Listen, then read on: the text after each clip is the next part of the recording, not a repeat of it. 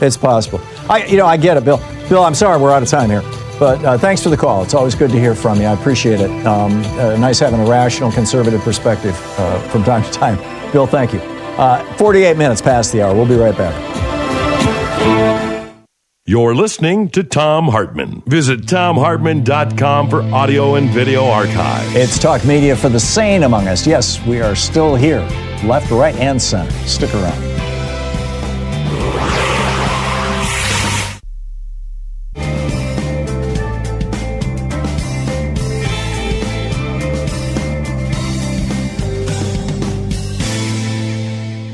And welcome back. Scott in Portland. Hey, Scott, what's on your mind today? Hey, folks. I got a couple things. I'll just rip through them real quick. First, thanks for having Heidi on. She's great. I signed up for her newsletter after seeing an interview with you several months ago. Mark Pocan mentioned the Supreme Court election that's coming up for in Wisconsin, and Brian Tyler Cohen just dropped yesterday an interview with Ben Wickler, who's the head of the Democratic Party in Wisconsin. It's excellent. You bring up the rule of three, and I'll leave it for you to explain that if you want.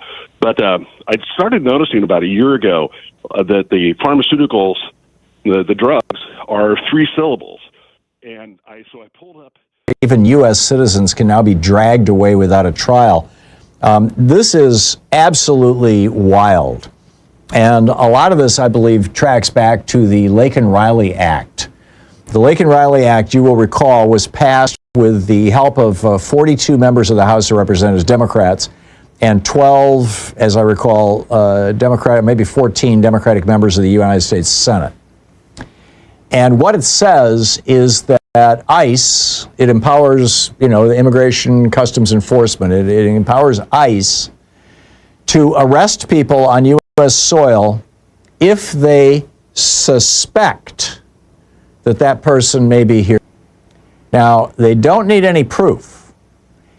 And according to ICE, they can deport people without any proof, which is exactly what happened last week to roughly 250 Venezuelan nationals, or alleged Venezuelan. We don't even know. We have no idea how many of these people might be U.S. citizens, how many of them might be Mexicans, how many of them might be Venezuelans. It appears that so far, none of them have been convicted of any crimes. In fact, the White House came out and said, they've been in the country a short time. See, these are, and therefore they haven't had time to commit crimes. This is like Minority Report, right? The old Tom Cruise movie where we're gonna arrest people before they commit a crime to prevent them from committing the crime. I mean, this is just nuts. And, it's wrong. It's unconstitutional. It's illegal. It's a violation of the 4th, 5th, 6th, 7th, and 8th Amendments to the Constitution, the Bill of Rights, or at least those parts of the Bill of Rights. And, Thom Hartmann says, I don't care what judges say. The judges are pushing back, but no judge yet so far has had the courage to hold a Trump lawyer, an administration lawyer, in contempt. And, they have the power to do that. We'll get into that a little later, and as I mentioned a couple of days ago. But this is crazy what's going on. A U.S. citizen from Chicago was among 22 people who were arrested and detained by ICE last week. The U.S. Government Accountability Office found that during Trump's first term, an estimated 600 U.S. citizens were arrested and an estimated 70 U.S. citizens were deported. But this Laken-Riley Act has put this on steroids. Here's a couple of stories. Fabian Schmidt, a German-born engineer, has lived in the United States for nearly 2 decades, legally working, paying taxes, and contributing to his community. The guy's got a green card, right? None of that mattered when he returned home from a trip abroad. As soon as he landed at Logan Airport in Boston, ICE agents pulled him aside. His green card renewal was flagged for some unknown reason. No explanation, no opportunity to clarify, just a red mark in a government system. That was all it took. ICE stripped him of his clothes, subjected him to hours of aggressive questioning, locked him in a detention center, threw him into an ice-cold shower, left him shivering on the concrete floor, naked, humiliated, and terrified. For days, his mother, Astrid, desperately tried to find him. Keep in mind, this is a guy who's lived in the country for 20 years, legally. is still living here legally. She called ICE, Customs and Border Protection, and any agency that might give her an answer. They all ignored her or outright lied to her, claiming they had no record of her son. When she finally learned where he was, he said, they treat us like animals. He was barely holding it together. And why? Well, they later said, oh, it was a bureaucratic error. Yeah, right. Jessica Brosche, a German tattoo artist visiting the United States. She had a return ticket. She had a legal permission. She had the visa under the visa waiver program. She had a valid German passport. But ICE decided that she just might try to work while visiting under the Laken Riley Act. You know, suspicion is enough. Once inside the nightmare D cell with no bed and no access to legal assistance, for 8 straight days they kept her in solitary confinement. The lights never dimmed and the sounds of other detainees screaming in despair echoed through the walls. This is one of these for-profit prisons that Trump loves, that Republicans love, because they some campaign contributions to Republicans. She started hallucinating, her grip on reality slipping, desperate to feel something, anything real. She punched the walls until her knuckles bled. Meanwhile, her best friend Amelia was frantically searching for her. ICE refused to confirm her location or even acknowledge that she existed. No charges, no trial, no legal recourse, just silence. Consider Jasmine Mooney. She's a Canadian actor who starred in the American Pie series. She's a Canadian businesswoman who always played by the rules. She secured a job offer in California, completed all the visa paperwork, followed every U.S. immigration law to the letter. But that didn't stop ICE from shackling her, chaining her wrists, ankles, and waist as if she was a violent offender. For days, she was trapped in a brutal private for-profit detention facility, laying on the bare floor with nothing but a crinkled foil sheet for warmth. Then in the dead of night, ICE dragged her from her cell, bound her in chains again, and forced her onto a bus with dozens of other women. They drove for hours, denying them food, water, or bathroom breaks. By the time she arrived at another private for-profit facility, she'd been awake for 24 hours and was too weak to stand. To this day, ICE won't explain why she was detained. She tells her horrifying story to The Guardian today. You can read it at theguardian.com. She said, I was placed in a real jail unit, 2 levels of cells surrounding a common area just like in the movies. I was put in a tiny cell alone with a bunk and a toilet. There were around 140 of us in our unit. Many women had lived and worked in the U.S. legally for years, but had overstayed their visas, often after reapplying and then being denied. They had all been detained without warning. This is the bottom line. ICE agents don't need proof. They only need the power to act, and Trump has given it to them. I mean, you know, Canadians, Germans, I mean, we've done this now to Canadian citizens, to Germans. They're starting to freak out. The tourism business in this country is collapsing. ProPublica documented yesterday how a 21-year-old U.S. citizen born in Philadelphia was dragged off to detention, how a 10-year-old American citizen girl was deported, interrupting her chemo for brain cancer. An estimated 600 U.S. citizens detained during Trump's first term. Mistaken? No. ICE has become the protection squad. The German word for protection squad is Schutzstaffel. If that's familiar to you, it's typically abbreviated by 2 letters SS. The protection squad. And, you know, they've been given this just basically unlimited power. And now, you know, they've sent these people down to El Salvador in defiance of a federal judge. Marco Rubio retweets, a tweet that says, oopsie, too late. I mean, a president who can deport anyone, even in violation of a judge's order, can also arrest anyone. ISIS, they did this here in Portland back, 5 years ago. They were driving around in vans with no markings on them, out of uniform, no markings on them as individuals, literally kidnapping people off the streets of Portland, beating them up or terrorizing them and then just dumping them in other places as ways to disrupt protesters. Are they going to start doing this again? I think if protests really get to be a big thing, they will. A judge stopped Trump from doing that back in 2005. If he does it today, the question isn't who the ICE protection squads and other federal police agencies will target next. It's who will be left to stop them. In addition to bringing you the Thom Hartmann Program here on Free Speech TV and Video Media, also have a whole set of ways you can interact with us and tools you can use to spread the word about the importance of democracy and the threats to it in our republic. First, there's your daily homework. Sue Nethercutt puts together a daily email newsletter that has a link to every story I discuss on the air, so you can find my sources and you can share them with your friends. It's free and you can sign up at thomhartmann.com. Second, I publish my daily take every day over at the hartmannreport.com website. That's also free if you want the daily 5 days a week rant in your inbox. No ads either. Third, we have the podcasts. There's the free 1-hour version of our daily show that's advertising supported. You can find that wherever you get your podcasts normally. And then there's also the podcast of the entire 3-hour show with no advertisements, and that's available by subscription over at thomhartmann.com. So check them all out at thomhartmann.com and hartmannreport.com.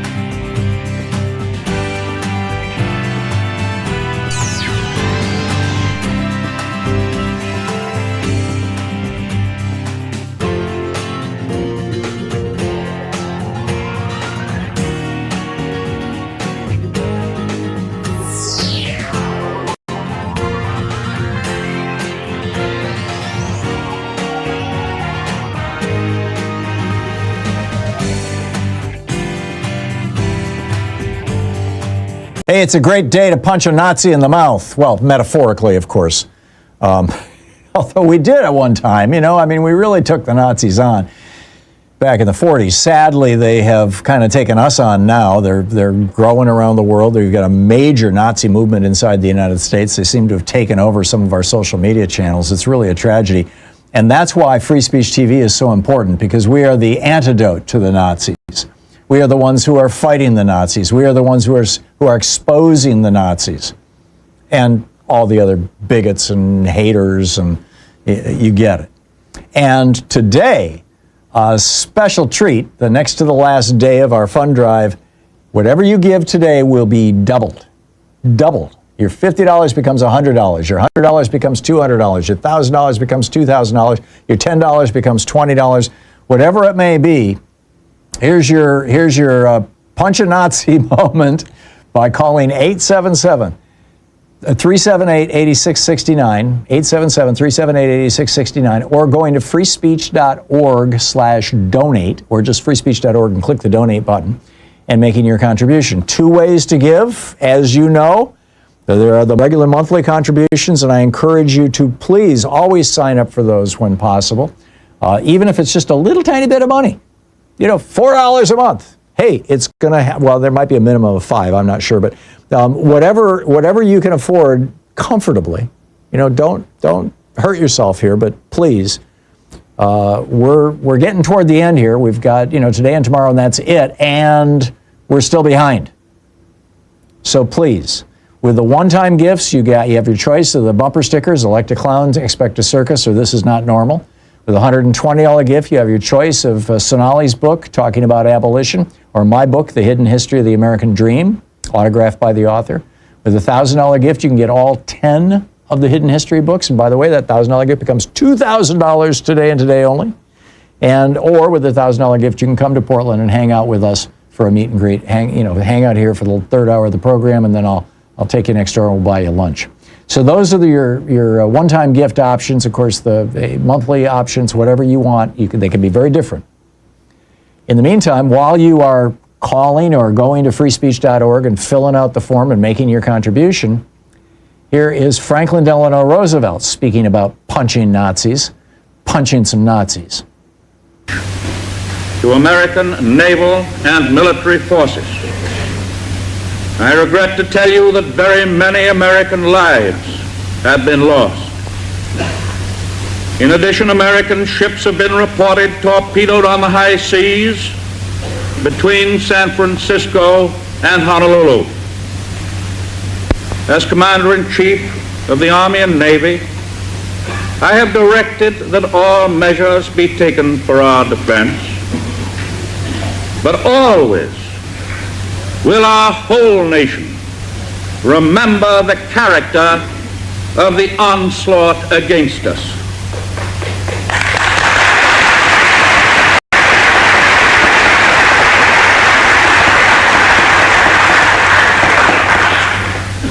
No matter how long it may take us to overcome this premeditated invasion, the American people in their righteous might will win through to absolute victory.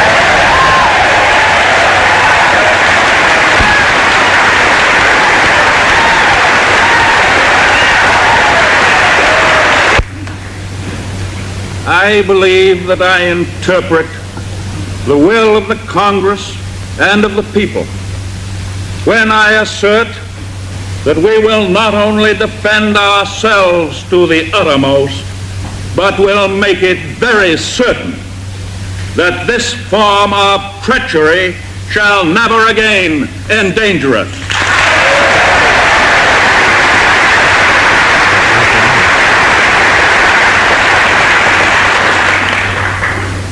Hostilities exist. There is no blinking at the fact that our people, our territory, and our interests are in grave danger. With confidence in our armed forces, with the unbounding determination of our people, we will gain the inevitable triumph. So help us God.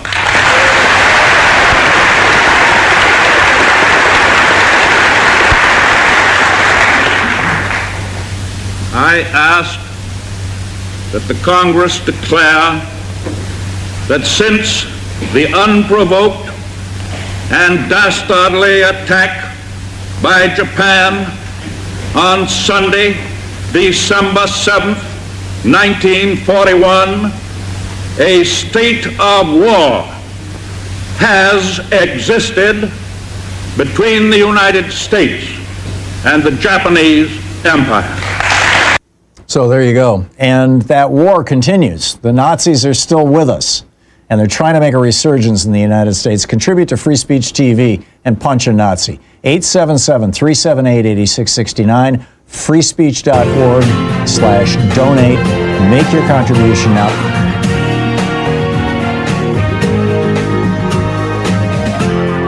This is the Thom Hartmann Program.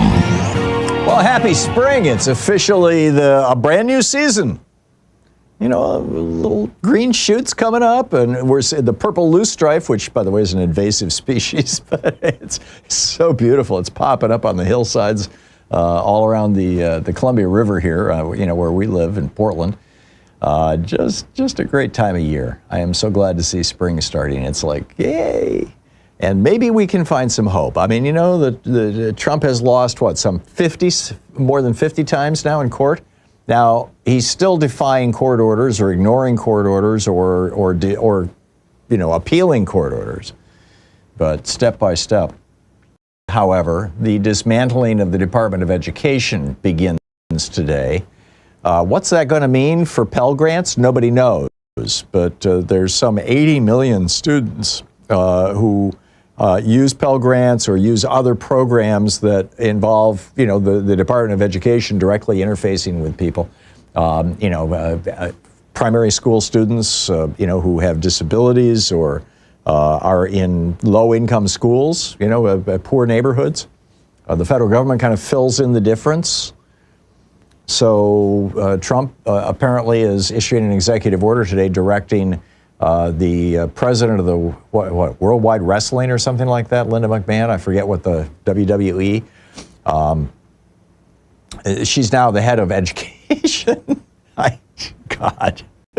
Anyway, directing her to shut down the agency. So we'll see how that plays out. You know, we'll learn that presumably sometime today, and we can talk about it probably tomorrow in some more depth. Also, silencing the defenders, Trump's war on the last line of resistance. I'll tell you about that in just a minute. And Musk's Titanic. Yeah, the iceberg is here. Are greed lies in the Republican Party sinking Musk and Tesla? I'll tell you about that. Also, it looks like the big government Republican abduction is continuing. Why are big government officials checking out social media to reject visas? This is weird. In the second hour of our program, Phil Ittner is going to drop by with an update from live from Ukraine. Is Donald Trump proposing that the United States own Ukraine's nuclear power plants? And what's going on with this? Also, why did Citibank take orders from Trump to freeze bank accounts illegally? We'll get into that. In the third hour of our program, and also in the second hour of our program, Leland Dudek, who is the head of Social Security now, needs to resign. He just used his agency, Social Security, to punish the citizens of Maine because the governor of Maine stood up to Donald Trump in a breakfast meeting. This is incredible. I'll tell you about that in the second hour of the program. In the third hour of our program, our second guest of the day, Mark Dimonstein, who is the head of one of the two big postal carriers union, or postal unions, is going to be with us to talk about what Donald Trump and Louis DeJoy and company appear to be planning for the post office. And I say appear probably with scare quotes because, it's pretty obvious. So we'll get to that too. But my main rant for the day, my daily take to start the program off from HartmannReport.com is titled Trump's America. No, I'm sorry, that was yesterday's. Oh, geez. Hang on just a second here. Let me refresh this. Silencing the Defenders, Trump's war on the last line of resistance. Now, when the founders of this republic came up with this idea of modern America, of America, they borrowed an awful lot from the Iroquois Confederacy. And the Iroquois Confederacy was one of many Native American tribes who had developed a whole variety of basically small d democratic forms of governance over 20,000 years of political evolution living here on the North American continent. There were some tribes that were just kind of openly tyrannical, and there were many. It seems the vast majority of tribes were largely small d democratic, and the Iroquois among them.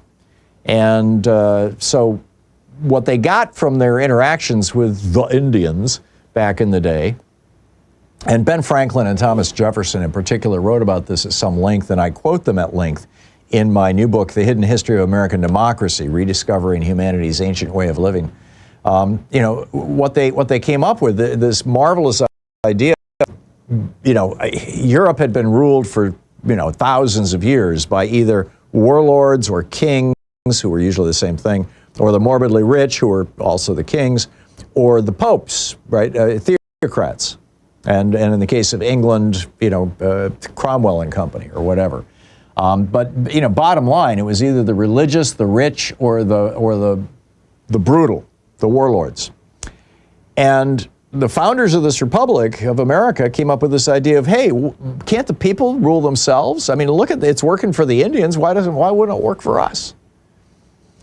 And the key to it all was that you would have a diffusion of power, that there would be three separate branches of government and a free press, the fourth estate essentially, that would balance power so that a tyrant could never emerge in the United States. A tyrannical government, an emperor, a pope, a king would never emerge. So you've got Congress, but Congress is checked by the presidency. The president can veto legislation or, argue against it. You have the courts, but they're checked by Congress. Article 3, Section 2 of the U.S. Constitution, that Congress has the ability to overrule Supreme Court decisions by passing legislation or amending the Constitution. And then you've got the presidency, but the presidency is regulated in part by Congress, which defines by law what the president can and can't do, and also by the courts, who can restrain the president. Well, Trump has succeeded, and then of course you have the media, the fourth estate. Trump is suing a bunch of media agencies, so now you're seeing many in the media who are just kind of quietly no longer attacking Trump And now on CNN has become unwatchable to me now because they are so invested in having a Republican on to speak back to every Democrat. And the Republicans just like lie through their teeth, and the CNN hosts are afraid to contradict them. So, what we have now is a neutered media, or a substantially weakened media, and MSNBC is about to be spun off, and God only knows what's going to happen to that. So, we're kind of left with the Progress Channel on Sirius XM and Free Speech TV and a handful of, radio stations, both commercial and nonprofit across the country as our liberal media, plus podcasts and things, Midas Touch and groups like that. So the media has been, weakened. Congress has been castrated. I mean, there's not a single member of Congress, Republican member of Congress, who's willing to stand up to Trump. And 3/4 of the Democrats aren't willing to stand up to Trump. There's just a handful. There's fewer than a dozen Democrats right now that are doing town halls in Republican districts. There should be 200. So, but everybody's afraid that Elon Musk is going to come in, thanks to, Clarence Thomas's deciding vote in Citizens United after, a billionaire spiffed him to the tune of hundreds of millions or millions of dollars. Clarence Thomas says, oh yeah, billionaires can buy elections, billionaires can own politicians. And so both Democrats and Republicans are terrified that Elon Musk, or in the case of Democrats, that AIPAC, the American Israel Political Action Committee, is going to come in and just destroy them, as we saw in the last election. So what's left to hold back Trump? It's the courts. Now, how do you access the courts? Through lawyers. And what Trump is doing now, he's issued 3 executive orders, one against Perkins Coie, one against Paul Weiss, and one against another law firm. I have to look it up, but there's 3 of the biggest law firms that traditionally represent Democrats. One of them worked for Hillary Clinton. One of them participated in the prosecution of Donald Trump in New York, or at least one of their lawyers did. I mean, he's punishing an entire law firm because they had hired a lawyer who did something that he didn't like. And this has the legal profession terrified. These law firms, the executive orders that Trump has issued say that the lawyers for these firms may not enter federal buildings. Well, how are you going to litigate in federal court if you can't walk into a federal courtroom? They're also denied access to secure or secret information, classified information. Well, how are you going to defend people who, for example, have been accused of leaking, or whistleblowing if you can't have access to the information? You can't. You simply can't defend those people. So these law firms, these 3 giant we're talking law firms that have 1,000 lawyers in them, have effectively been shut down in terms of their ability to defend anybody who's challenging Donald Trump. Now, the legal profession has yet to respond to this. There is a group of lawyers who work in these big firms who have put together, has 580 signatures, all of them lawyers in these big firms. None of them like partners, none of them like the major people who run the firms, saying this is a direct assault on democracy, and the leaders of these big firms need to speak up, and we need to do something about this.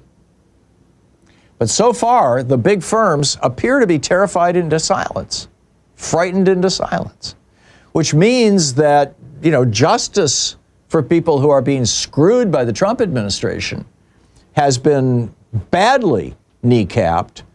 And, and Trump is now threatening to issue more executive orders against more law firms now that he's shut down the big 3, or 3 of the big ones. Meanwhile, the Republican law firms are just going to town. Right? I mean, particularly in D.C., but also in New York, and to a certain extent around the country. You have big law firms that largely kind of lean to the left or the right. And Trump is going after all the ones that lean, or many of the ones that lean to the left. No president has ever done this in the history of the United States. This is a direct assault on Article 3 of our Constitution. And if he succeeds, we will no longer have a democracy. Pay attention to this. This is the Thom Hartmann Program. We need to get everybody speaking about this. We need to get our members of Congress yelling about this, and we need to get these big law firms to respond. And I'm not sure how to do that, but public opinion helps.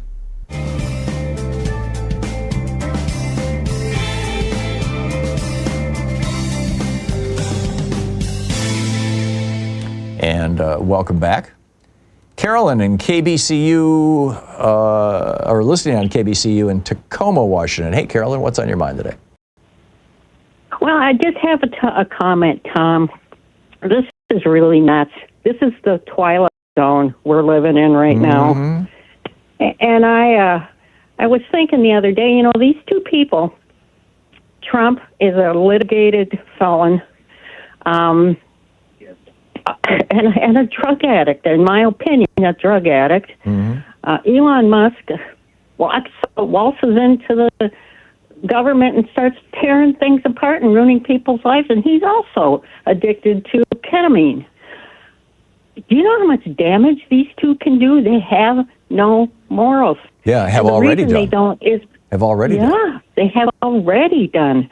This is scary business. I mean, you can't even drive a car. If you get busted driving a car under the influence, they take your license away. So what's the story, you guys? So is Elon governing America under the influence? Is that your point, Carolyn? That is the point. Yeah. That is the point. Yeah, it's wild I grew up with an alcoholic father, and I know exactly how devastating it can be to your whole life. Yeah. And these people have no morals. None. Yeah. So I just, and we got a drug addict, or a burned out drug addict who's in the Department of Health and Human Services. Yeah. We've got a puppy killer in, come on. Yeah. And a flaming alcoholic in the Department of Defense. Yep. What is going on here, Well, only the best and the brightest, right? Yeah, no kidding. Yeah, it appears that Trump is trying to hire people who will make him look good. So, yeah, Carolyn, spot on. You said it so very well. Thank you so much for calling and saying so. Chris in Littleton, Colorado. Hey, Chris, what's up? Yeah, morning, Tom. The difference between a democracy and a brutal fascist dictatorship like Russia, the rule of law, the Constitution, and people's rights. Correct. We have a brutal wannabe dictator and fascist aiders and abettors in our own government right now trying to destroy all three.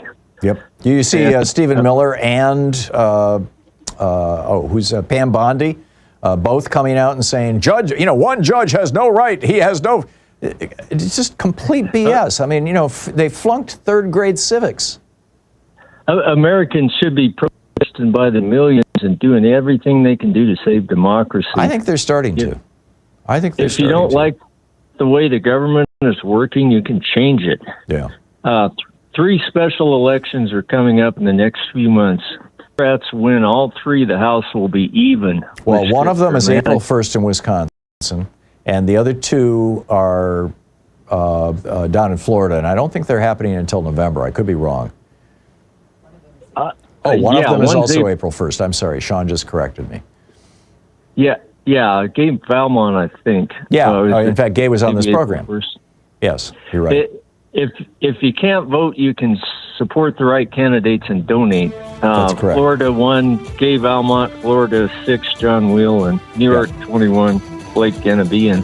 There you go. And don't forget the midterms are less than 2 years away. That's right. Yeah, about 500 and some odd days now. Chris, thank you. Thank you for 500 and some long days. Chris, thank you very much. Well, actually, that would be, to 2 years from now. We'll be right back.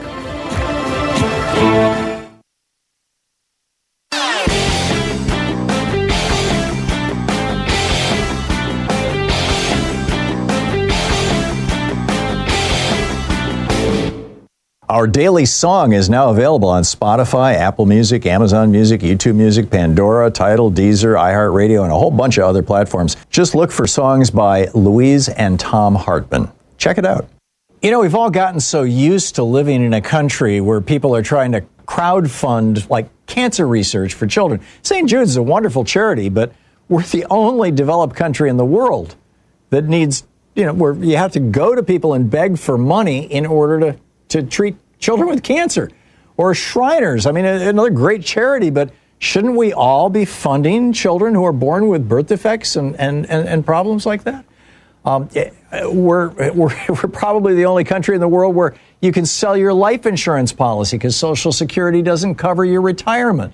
I mean, it's probably not happening anywhere else in the world. Or reverse mortgage your home because you can't afford it. I mean, this is crazy that we are living in a country where No Kid Hungry, a charity.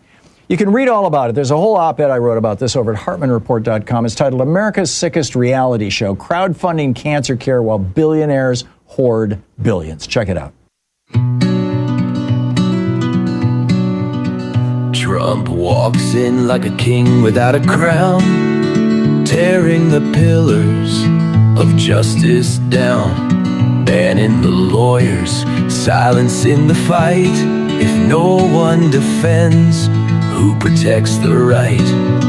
He's silencing the defenders one by one, turning the law into a loaded gun, breaking the courts, bending the rules. Trump's building a throne out of legal ruins.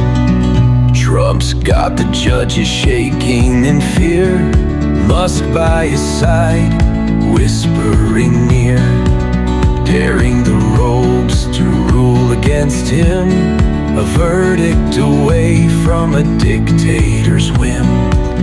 He's silencing the defenders one by one.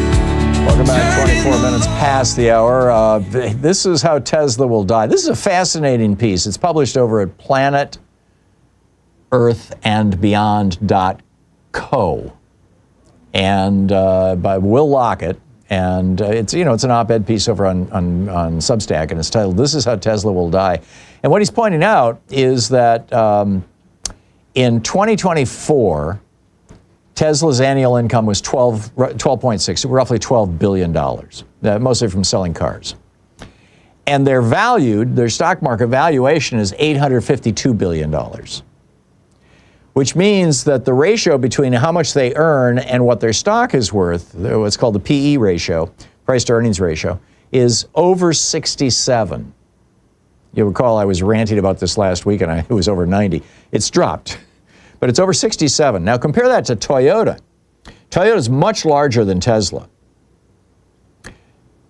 And Toyota had a net income last year of $29 billion, which is, more than twice what almost 3 times what Tesla had.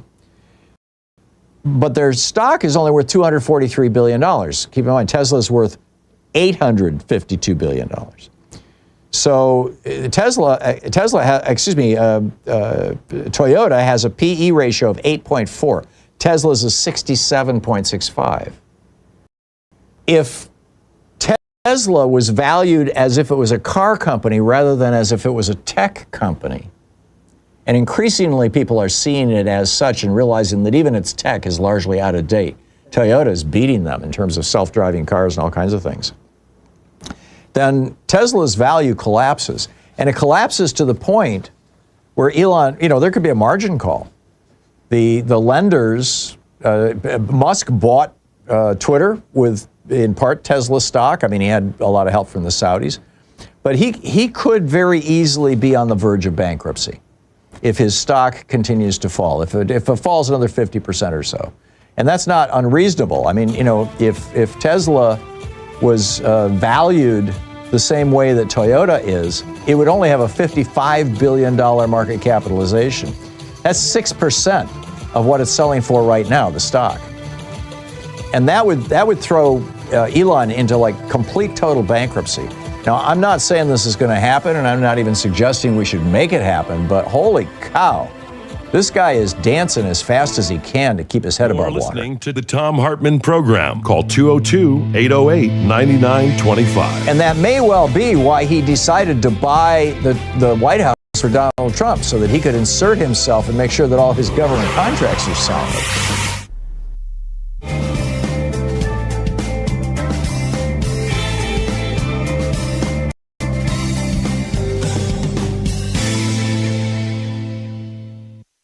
Hey, it's a great day to punch a Nazi in the mouth. Well, metaphorically, of course. Although we did at one time, we really took the Nazis on.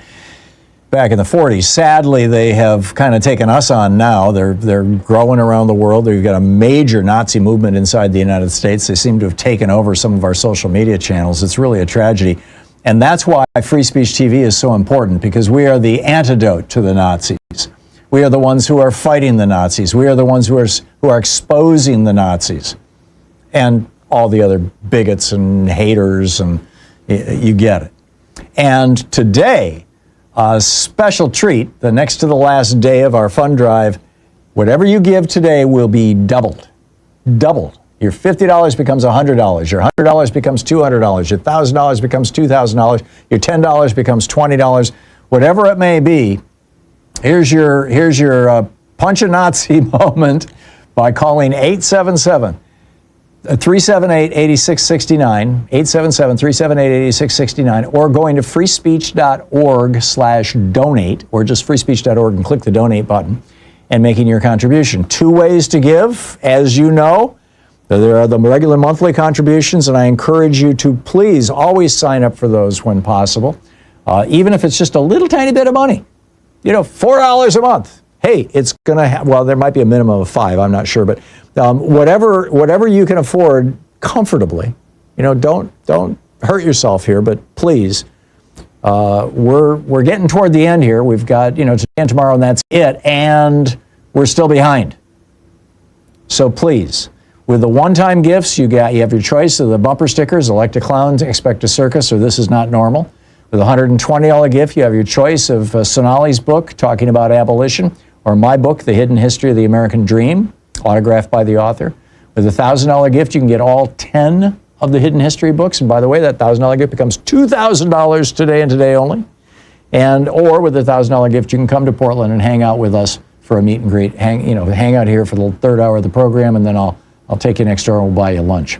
So those are your one-time gift options. Of course, the monthly options, whatever you want, they can be very different. In the meantime, while you are calling or going to freespeech.org and filling out the form and making your contribution, here is Franklin Delano Roosevelt speaking about punching Nazis, punching some Nazis.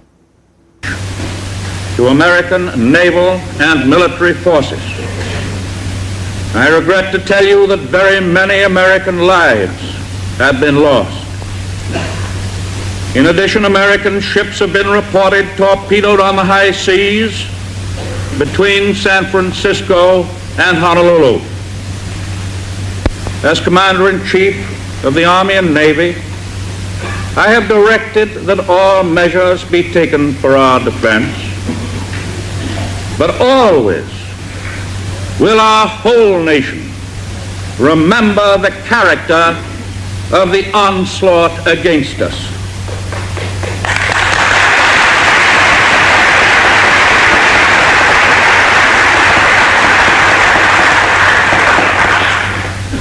No matter how long it may take us to overcome this premeditated invasion, the American people in their righteous might will win through to absolute victory.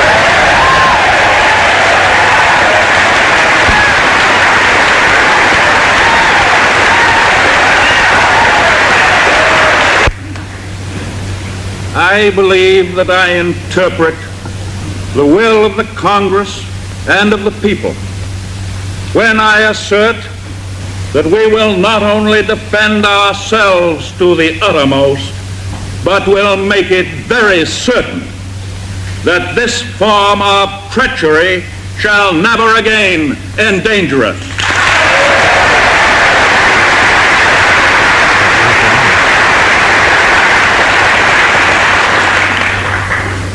Hostilities exist. There is no blinking at the fact that our people, our territory, and our interests are in grave danger. With confidence in our armed forces, with the unbounding determination of our people, we will gain the inevitable triumph. So help us God.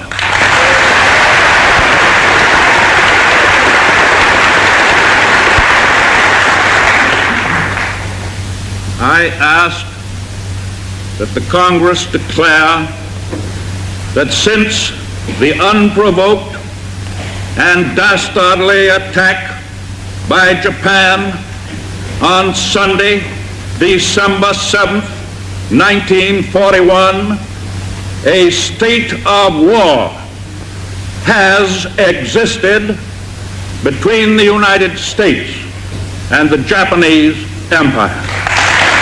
So there you go. And that war continues. The Nazis are still with us, and they're trying to make a resurgence in the United States. Contribute to Free Speech TV and punch a Nazi. 877-378-8669, freespeech.org/donate.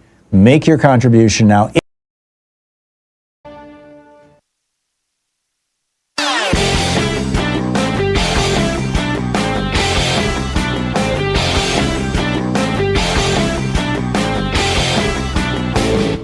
Did you know that every weekday we send out an email before the show giving you all the topics coming up so you can be fully informed and ready to interact with our program? Or that after the show we send out Sue's Stack, a list of every topic I've discussed along with clickable hot links to every source of information I've shared with you on the air? It's all completely free and available over at thom.tv, THOM.tv. Check it out.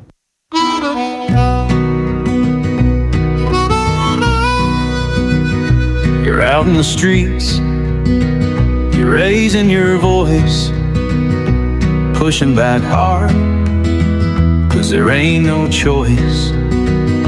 You see the storm, you feel the weight, fighting for justice before it's too late. But even warriors need to rest, even lions lay down in their nest. Take a breath, take a break, don't let the fire turn to ash in its way. Keep the fire, find the light, rest your soul so you can fight. The road is long, the night is cold, but you can't stand tall if you break and fold. So breathe deep, let it be. You're not alone in this battle sea. There you go. You are not alone, and we all do need to be taking good care of ourselves. I mean, we got a hell of a lot of work to do over the next 3.5 years. Oh, my. Two quick other stories here that I wanted to share with you, and then I'll pick up your calls. Government abduction, masked. This is just amazing. This is a Georgetown University researcher. He has not been charged with a crime. He has no criminal record whatsoever. Masked agents arrested Badar Khan Suri outside his home in Roslyn, Virginia on Monday night. Suri is an Indian national and postdoctoral fellow who is studying and teaching on a student visa, according to the report. Now, this was done apparently over the signature of Marco Rubio, who has the authority under this bizarre, obscure law that says that if the Secretary of State says that somebody could be a threat to U.S. foreign policy, they can be deported. In other words, you don't have to commit a crime. You don't have to do anything wrong. You don't even have to speak up. You could just be. Now, apparently what's going on with this guy, according to his lawyer, is that his wife is Palestinian and not a U.S. citizen. And they quote, and further, according to his lawyer, quote, authorities believe he and his wife oppose the United States' support of Israel. And therefore, he's been arrested and is being deported. And, Trump explicitly said that his administration is, quote, targeting people who are terrorist sympathizers, meaning people who oppose Netanyahu's policies with regard to bombing the crap out of and killing tens of thousands of people in Gaza and stealing land in the West Bank. I mean, I'm wondering when they're coming for me.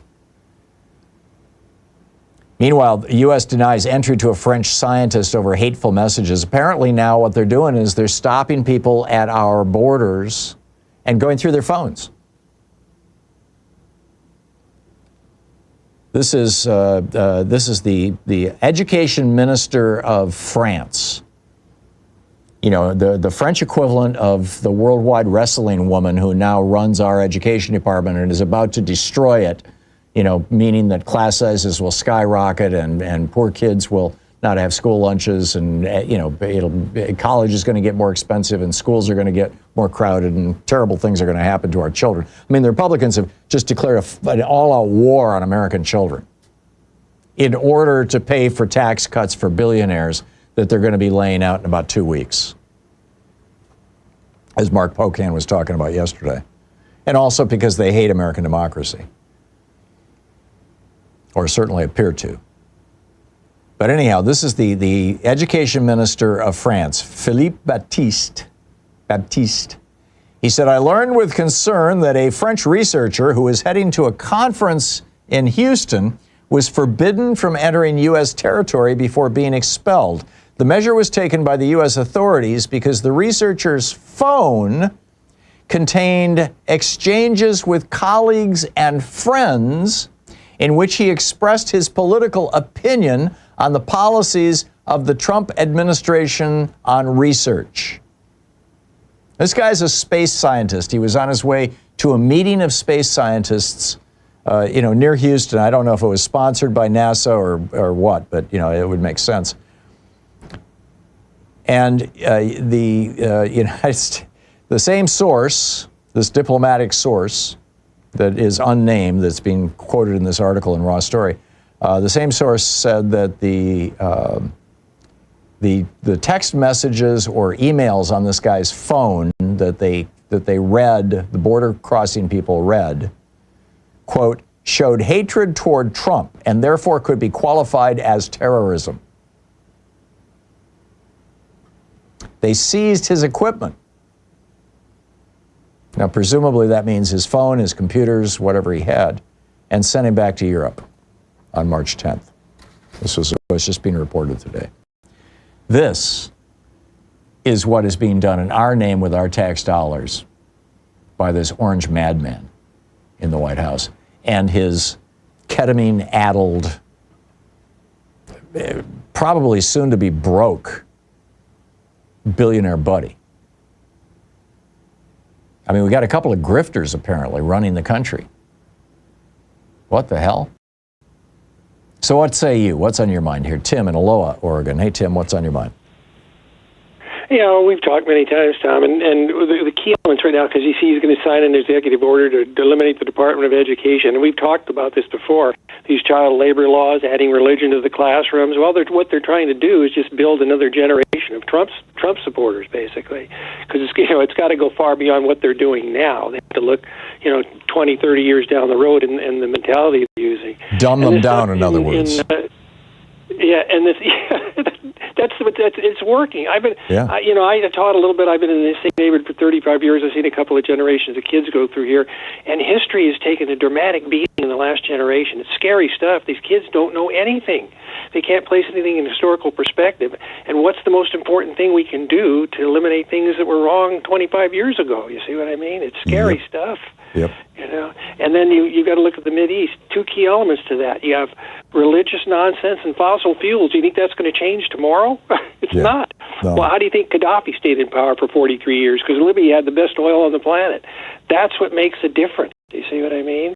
I do. And we're not going to walk away from that tomorrow.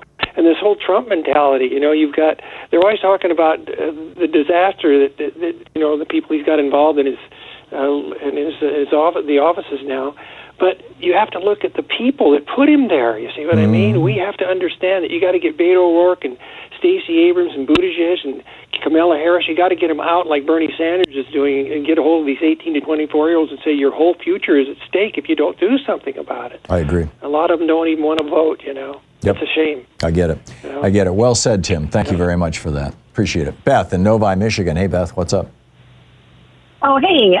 I read your newsletter every morning.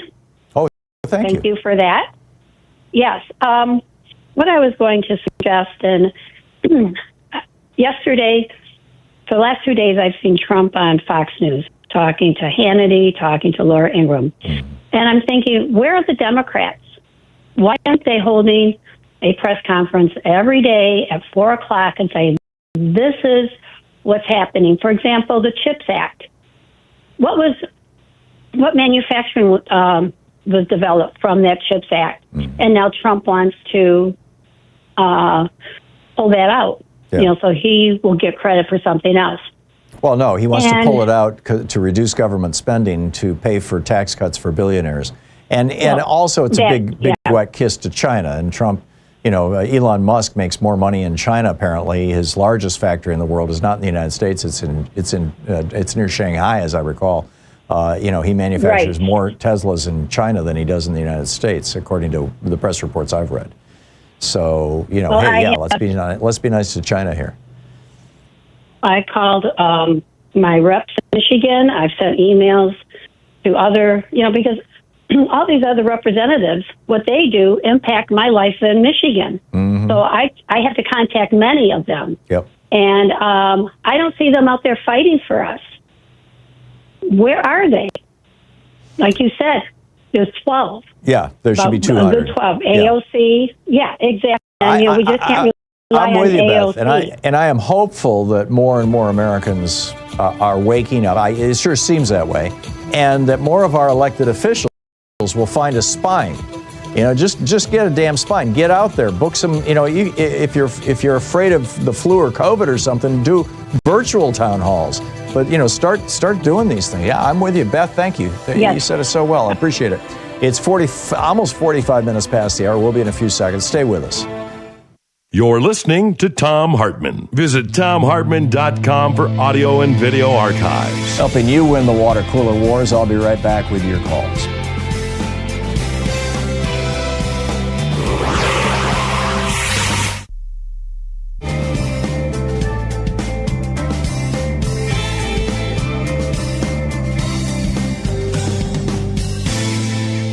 And welcome back, Alfredo in Mountain View, California. Hey, Alfredo, what's on your mind today? Hey, Tom, thank you for the opportunity. I apologize because I know I call a lot, but I just want to focus on a couple of ideas that I have. One is signs that say, stop the steal of our government agencies, stop the steal of our benefits, stop the steal of our government. Just an idea for signs.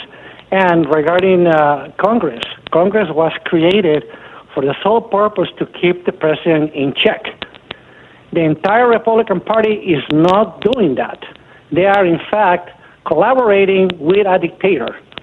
And so my suggestion is forget town hall meetings. Let's go to all the red states where people are protesting.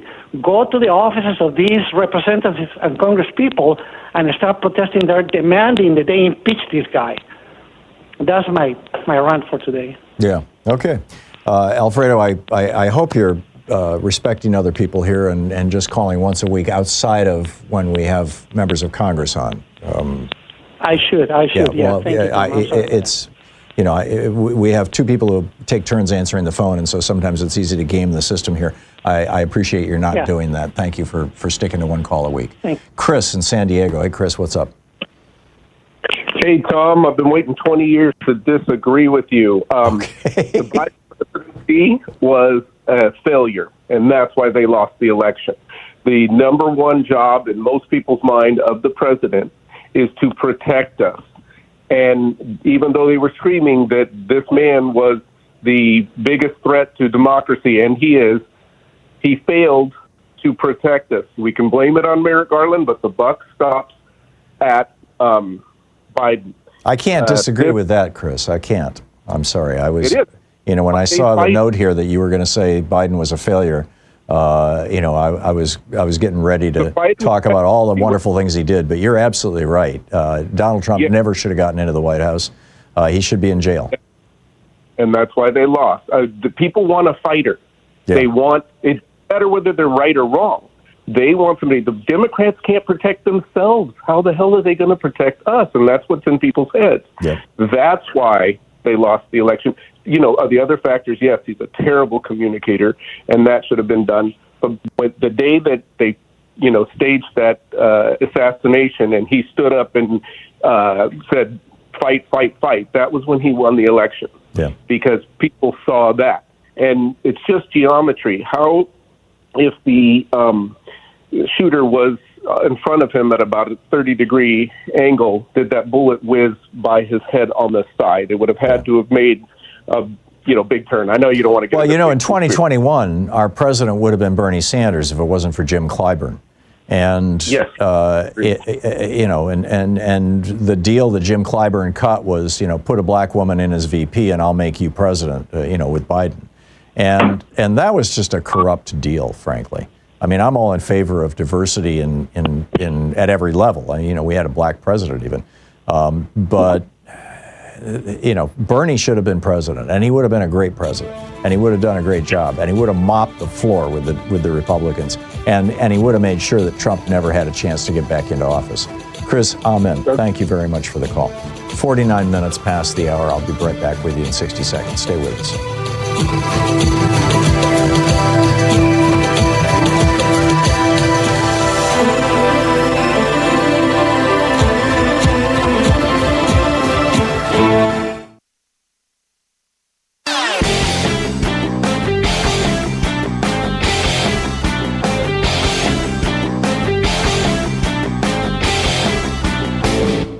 Hey, thanks so much for sharing our program and for reaching out to our stations and sponsors and letting them know that you're listening. It really. Did you know that the ancient Roman Republic, which for 480 years was actually a democratic republic before Julius Caesar kind of ended the democracy phase and replaced it with the autocracy phase, that they were brought down by a very small group of very rich people. The richest man in ancient Rome was Marcus Licinius Crassus. He was the richest guy. He the billionaire of Rome. And he frankly hated the Roman free bread for all welfare system.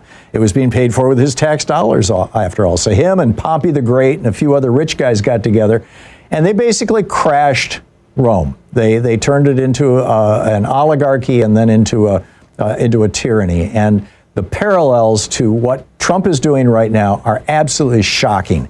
There's an article about it over at HartmannReport.com titled "American Caesar, Trump's Path to Power Mirrors Rome's Darkest Days." Check it out.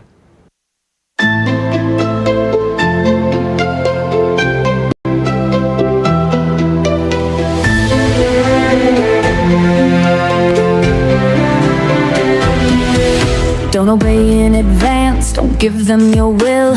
Most of their power comes when you stand still. Defend what you cherish, the courts and the press. Stand with the unions, don't settle for less. Beware the one-party state. Vote while you can before it's too late. Take a stand, take the lead. This is the fight that freedom will need. Welcome back. 51 minutes past the hour, and picking up your calls here, Mike in Reading, Pennsylvania. Hey, Mike, what's up?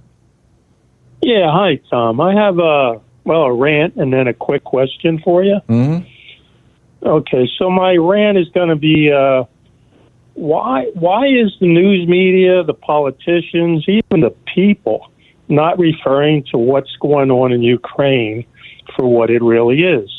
It is not peace talks, but a shakedown by two superpowers on a very vulnerable country. Right, which has massive natural resources. Right. So I think we need to start referring to the peace talks as a shakedown, not as a peace talk, because that's what it is. Yeah. I think Zelensky would agree with you too. We'll see what Phil has to say in about 10 minutes. Yeah, I can. My quick question is, why, if the North Koreans can put troops in Ukraine aiding Russia, why can't NATO do the same thing aiding Ukraine? Now, I understand most people will tell you it'll be an escalation, but why isn't an escalation when Russia does, but we can't? I don't get it. Well, you're right, Mike. Your analysis is correct, and NATO could put troops into Ukraine, although NATO has no treaty obligation to do so. It would be a just like NATO put troops into Iraq and Afghanistan, without a treaty obligation. But typically, those kind of things are led by the United States. And Trump would oppose it. He would cancel. He would forbid that from happening. Now, Macron has talked about putting French troops into Ukraine anyway, although he hasn't done it. And Keir Starmer over in Great Britain has made noises kind of implying that they might consider something like that were things to get real bad. Right now Europe is in one of these kind of wait and see modes, but they're at the same time, they're starting, you've got, Poland instituting a draft. You've got Germany and France radically increasing their military budgets. You've got France talking about we'll provide Germany with a nuclear shield because Germany is forbidden from having nuclear weapons as part of the treaty that ended World War II. And it's built into their constitution, I believe. I know it's in the Japanese constitution.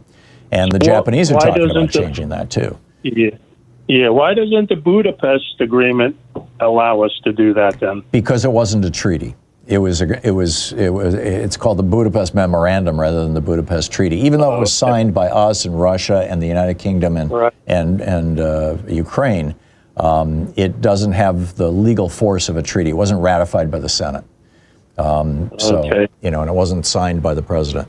So, or it might have been, Bill Clinton might have signed it, but he didn't do it with the kind of legal force that an actual treaty has. But great points, Mike. Great points. Thank you very much for calling and making them. Brian in Bellevue, Washington. Hey, Brian, what's on your mind today? Yeah, what's on my mind is Ukraine as well. When the Soviet Union dissolved, Ukraine had the third largest nuclear weapon stockpile in the world. That's right. And they turned to Russia for dismantlement in exchange, as you referred to in the Budapest Memorandum, that the United States, Russia, and United Kingdom would give them security assurances. That's correct. Would protect their borders. And that went to hell in 2014 when Russia invaded Crimea. Exactly, right? And then there's even a provision, one of the provisions in there, that says that the U.S., Russia, and UK would refrain from economic coercion. Right. Well, the mineral rights deal that Trump's trying to do violated that. Yep. So if everybody's violating this agreement, I'm just wondering, and I want to get your thoughts, why Zelensky isn't going, you know what, I want to be a nuclear state again. I mean, as you said, Germany wants to, Poland said they want to. He doesn't have the resources right now. He doesn't really even have access to several of his own nuclear power plants, much less the ability to, it takes years, arguably decades. Yeah. Look at how long it's taken Iran to rebuild their nuclear capability. It's been, 6 years since Trump pulled us out of the JPCOA, the Iran nuclear deal. And all that time they've been working on building a nuclear weapon. And the latest I've heard is that they're, maybe months away from completing it. But that's been 5 years. Or 4 years anyway.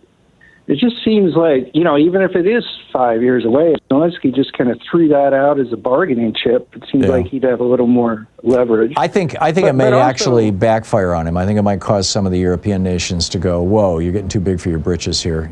You've got to play the role of the abused spouse, basically. The person who is being beaten up, the victim of the bully. When you start behaving like you're going to be a bully, you're going to have it's going to be a harder sell. Yeah. I think with Trump weakening NATO, essentially what might happen, or what looks like might happen, is we're just going to have more nukes, and the world's just not going to be as safe as a result. Well, and it wasn't just Trump weakening NATO. A number of countries, number one, are making the decision that, hey, look at what happened with Ukraine. They gave away their nukes, and now they're under attack. In fact, a third of their country is gone. But then also his pulling out of the Iran nuclear deal shows that America no longer has a commitment to nuclear nonproliferation. And that has to be causing a lot of countries to be saying, interesting, okay, Pakistan needs a bomb, or whatever. Brian, thanks for the call. You're listening to Thom Hartmann. In addition to bringing you the Thom Hartmann Program here on Free Speech TV and Video Media Online, we also have a whole set of ways you can interact with us and tools you can use to spread the word about the importance of democracy and the threats to it in our republic. First, there's your daily homework. Sue Nethercutt puts together a daily email newsletter that has a link to every story I discuss on the air, so you can find my sources and you can share them with your friends. It's free and you can sign up at thomhartmann.com. Second, I publish my daily take every day over at the hartmannreport.com website. That's also free if you want the daily 5 days a week rant in your inbox. No ads either. Third, we have the podcasts. There's the free 1-hour version of our daily show that's advertising supported. You can find that wherever you get your podcasts normally.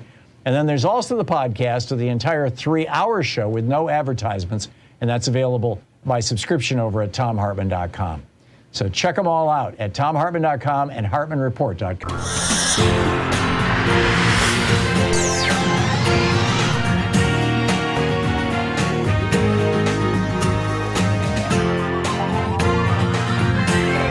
We say fight back!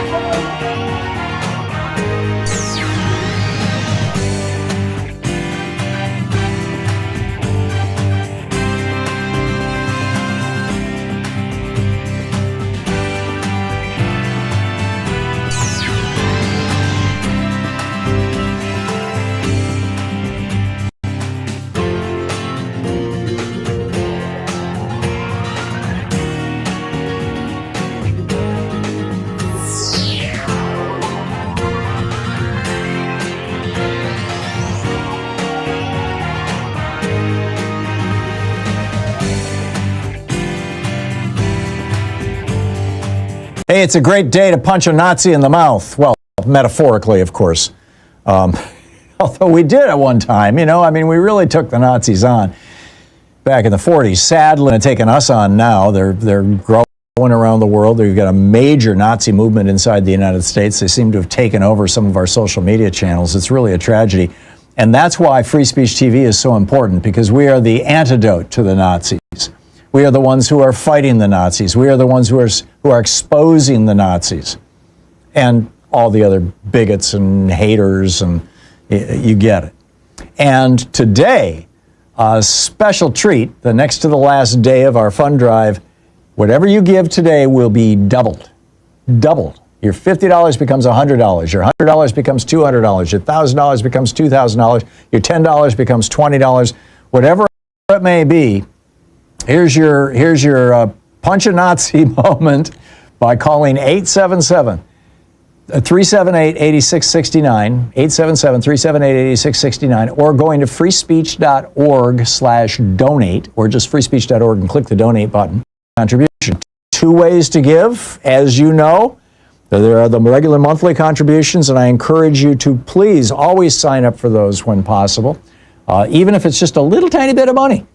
$4 a month. Hey, it's going to well, there might be a minimum of 5, I'm not sure, but whatever you can afford comfortably, don't hurt yourself here, but please, we're getting toward the end here. We've got, today and tomorrow, and that's it, and we're still behind.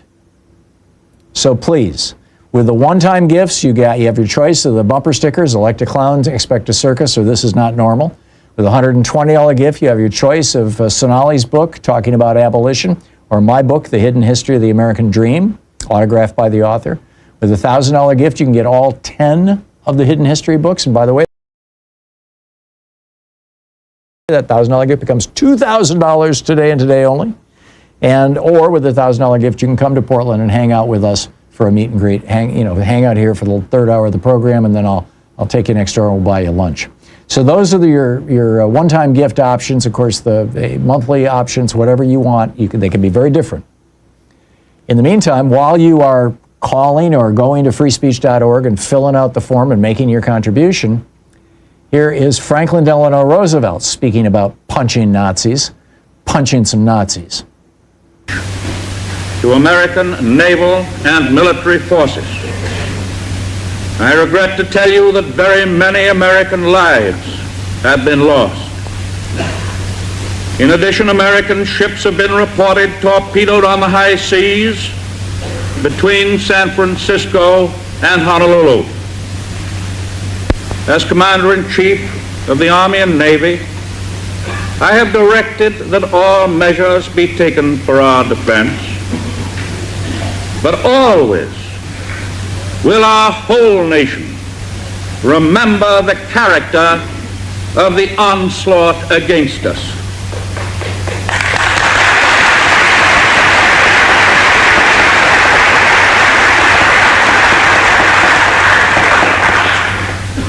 No matter how long it may take us to overcome this premeditated invasion, the American people in their righteous might will win through to absolute victory.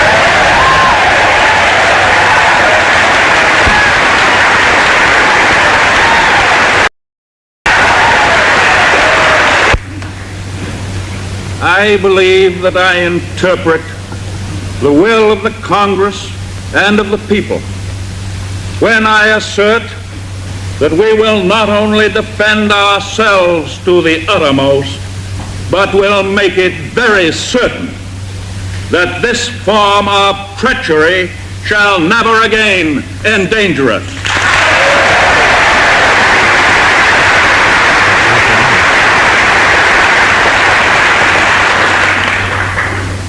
Hostilities exist.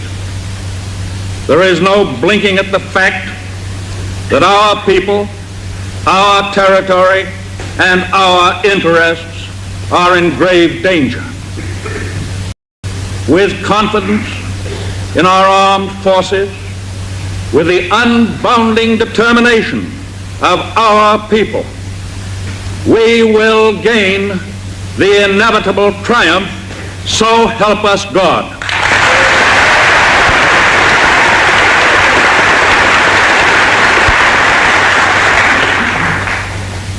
I ask that the Congress declare that since the unprovoked and dastardly attack by Japan on Sunday, December 7th, 1941, a state of war has existed between the United States and the Japanese Empire.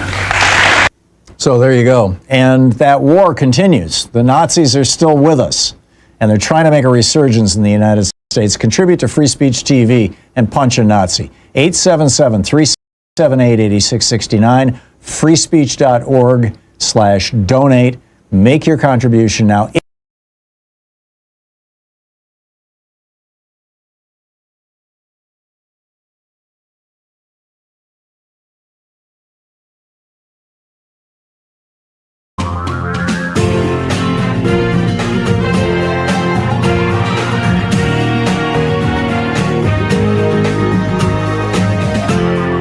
This is the Thom Hartmann Program. Welcome back. On the line with us, our buddy Phil Ittner, the veteran war correspondent based out of Kyiv, Ukraine. He's the host of the brilliant podcast. It's free. You should subscribe to it. Wherever you find fine podcasts, it's called On the Edge. Just plug those words in and you'll find it. He's also on YouTube. Philip Ittner,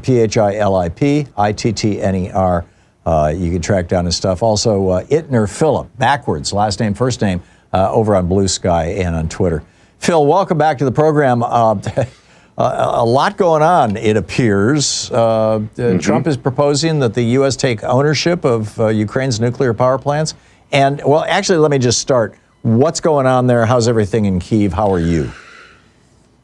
Today's been relatively quiet, but we have had a pretty intense period of attacks, even while these early stages of negotiations are going on. And a lot of Ukrainians, of course, saying a prime example of how you can't trust the Russians, even if they say they're interested in a ceasefire, they continue to attack.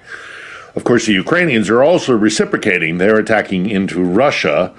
They notably hit a very large Air Force base called Ingalls Air Force Base, which is kind of Russia's strategic bomber headquarters and base. And I've been trying to find an equivalent in the American system, and there really isn't, because they're structured very different. The closest thing we have in the States would be something like Travis Air Force Base on the West Coast, so we can project Pacific power.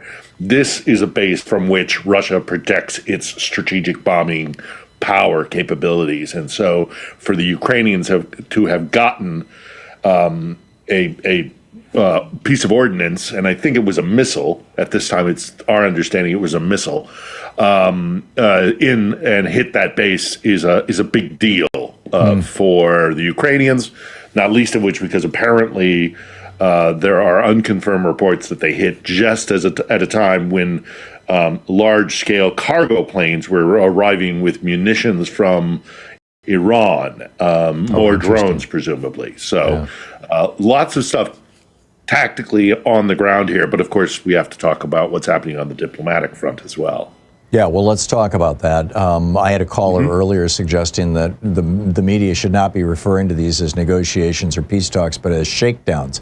It looks like both Trump and Putin are trying to divide up Trump like, hungry people at a Thanksgiving dinner here. Yeah, I like your caller's suggestion there in that it is a shakedown. And it seems as though, well, the former president, really a puppet, Dmitry Medvedev, said this only shows that the only people at the table are the Ukrainians, the Russians, and the Americans. Everybody else is just if you're not at the table, you're not eating, in direct reference to the Europeans. And he's making the point that it's really more bilateral, actually. So he's saying that basically, Keir Starmer and Emmanuel Macron can talk tough all they want, and Mr. Right. What's his name in Poland, but ain't nothing happening. At the end of the day, it's Moscow. It's Moscow and D.C. is what Medvedev was saying. Right. Well, we don't know. I mean, Ukraine, I think, is definitely in the mix because ultimately they're going to be the ones that are going to have to sign off on this.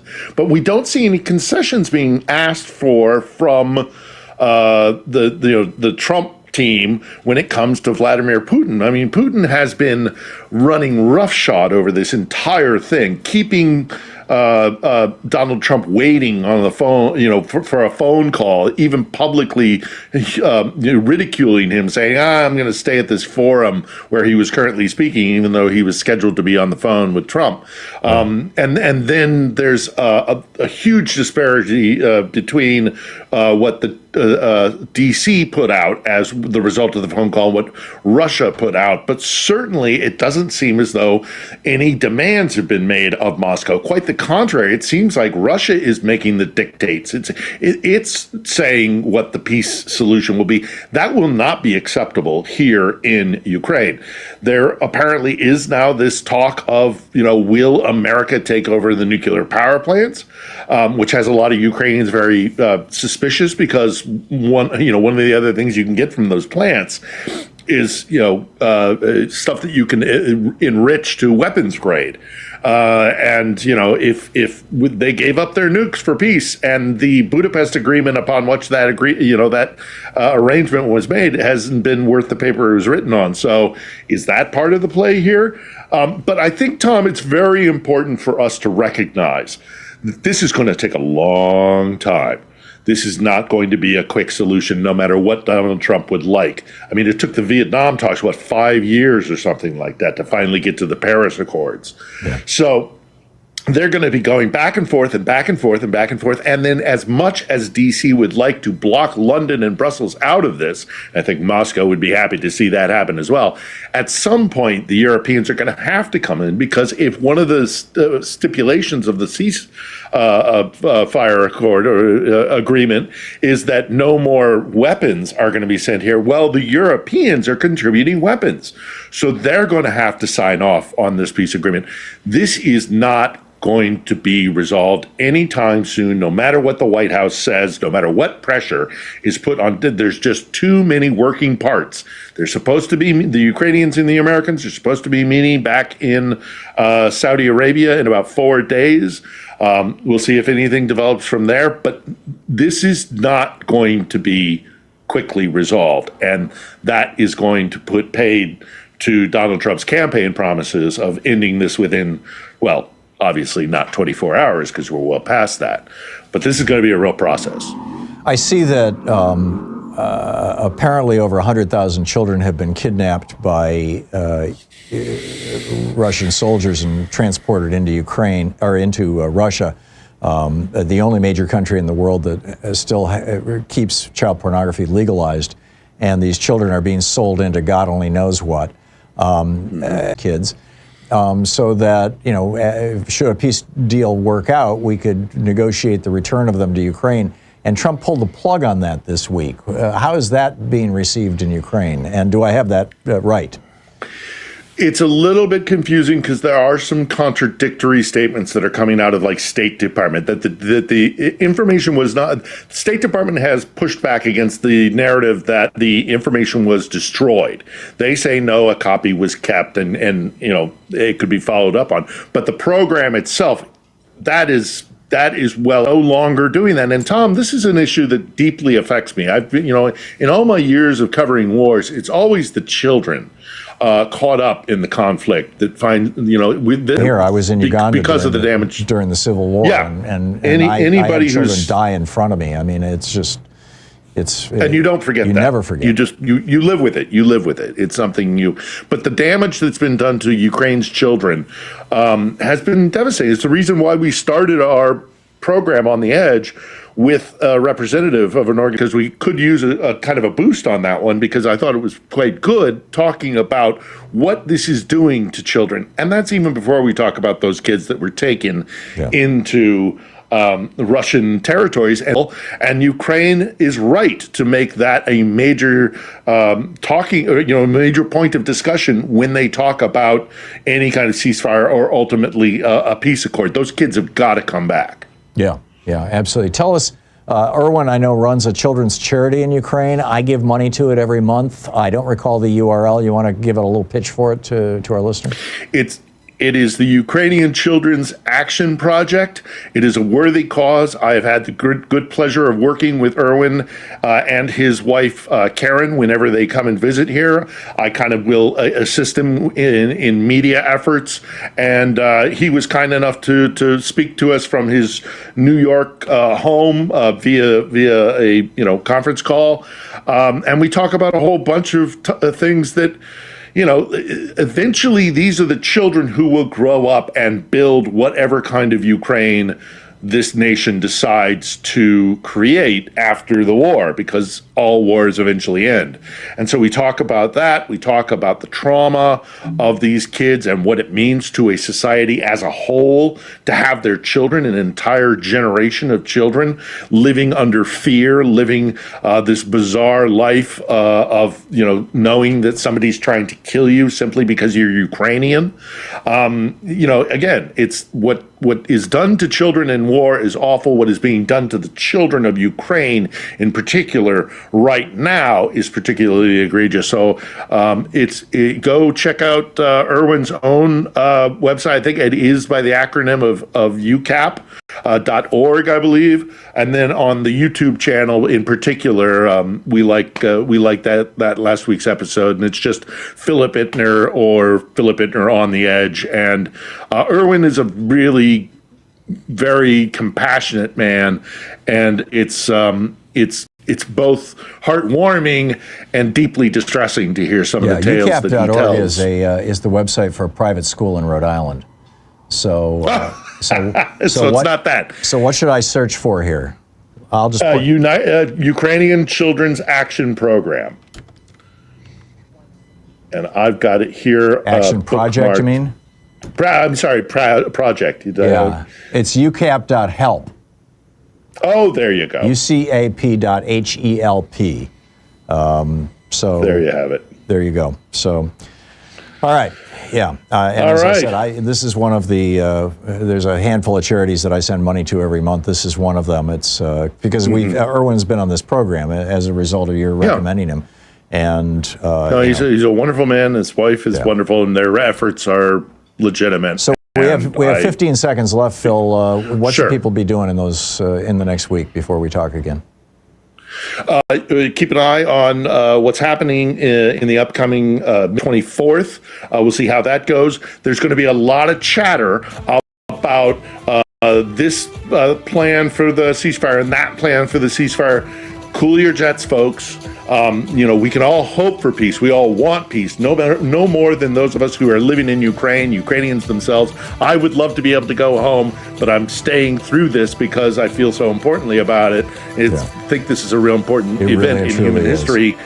But on the edge. On the edge is the name of minimize your expectations. This is going to be a long process. Is the Thom Hartmann Program. On the Edge is the name of Phil's podcast. Check it out wherever you find podcasts. Phil, thank you again. Thank you, Tom. We'll be back.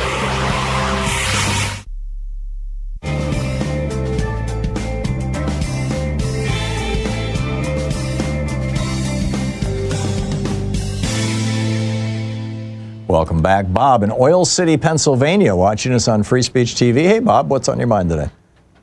Well, Social Security is a subject. Mm-hmm. And a few years ago, I was talking to a friend of mine who's now deceased, mentioned to me, he said, Social Security, and you can look this up in the newspapers, President Eisenhower at the time needed to balance his budget. He got into Social Security to balance the budget, and I've never heard anybody talk about that again. That's because it's not true, Bob. Thinking, I checked with Alexa, and lo and behold, she verified it. Yeah, it's still not true. And I would just like to tell you that. I don't care who verifies it. The simple reality is that Social Security loans money to the federal government by way of buying treasuries. Social Security has a $2.7 trillion surplus right now, and that money has to be invested. So Social Security buys treasuries. Treasuries are debts. They're debt instruments. They're IOUs. So you could argue that the federal government has borrowed money from Social Security and is using that money to run the government right now, and that would be true. That would also be true if you buy a $10,000 government bond, that the government has borrowed $10,000 from you and they're using that to run the government right now. But that doesn't mean that money is gone. It doesn't mean it's not going to be paid back. Those treasury bills are being redeemed. Actually, now we're draining the fund rather than building the fund, and that shift happened about 2 years ago. It's possible during the Eisenhower administration where Social Security needed more money than they had because there wasn't a Social Security trust fund at that time. It was established in 1986. But I'm telling you, Bob, Social Security has never been involved in anything nefarious. Republicans have been arguing this forever. Republicans hate Social Security because it's such a successful government program. It runs on a 1% overhead. I mean, most corporations run on 10, 15% overhead. Nonprofits 10, 15, 20% overhead. Many of your government agencies are running on 3, 4, 5, 6% overhead. Social Security runs on 1. It's the most efficient and most successful anti-poverty program in the history of the world. And that's why Republicans hate it. They want to shift it over to the big banks, where the big banks can run it based on 3 or 4% overhead, and take out of $1 trillion a year. Think of the hundreds of billions of dollars that they can put in the pockets of those banksters, that those banksters will then give to Republican politicians as campaign contributions. That's what this is all about, Bob. They're trying to strip Social Security. So whatever Eisenhower did or whatever happened back is completely irrelevant. This program is solid, it's solvent, and if we simply raise the cap on billionaires paying into it, which is the thing that they're most afraid of and they're fighting tooth and nail against right now, this is why Elon Musk is trying to destroy it. If we simply raise the cap so that billionaires pay the same as bus drivers, Social Security would be solvent forever, and every person on Social Security in America could get a $2,000 a year raise. Maybe they should just take the Social Security and or money that they get from taxes and just make it a flat rate, and nobody can get out of it, and they'll be paying their fair share. Well, that's the thing. I mean, the only way to, right now, even billionaires get Social Security checks. With the minute that you means test it, with the minute that you say only poor people get Social Security, you've turned it into a welfare program, and then it's easy to cut. That's why it's called an entitlement, because everybody gets it, and it needs to stay that way. It's just the billionaires need to pay into it the same as the rest of us. Bob, thanks for the call.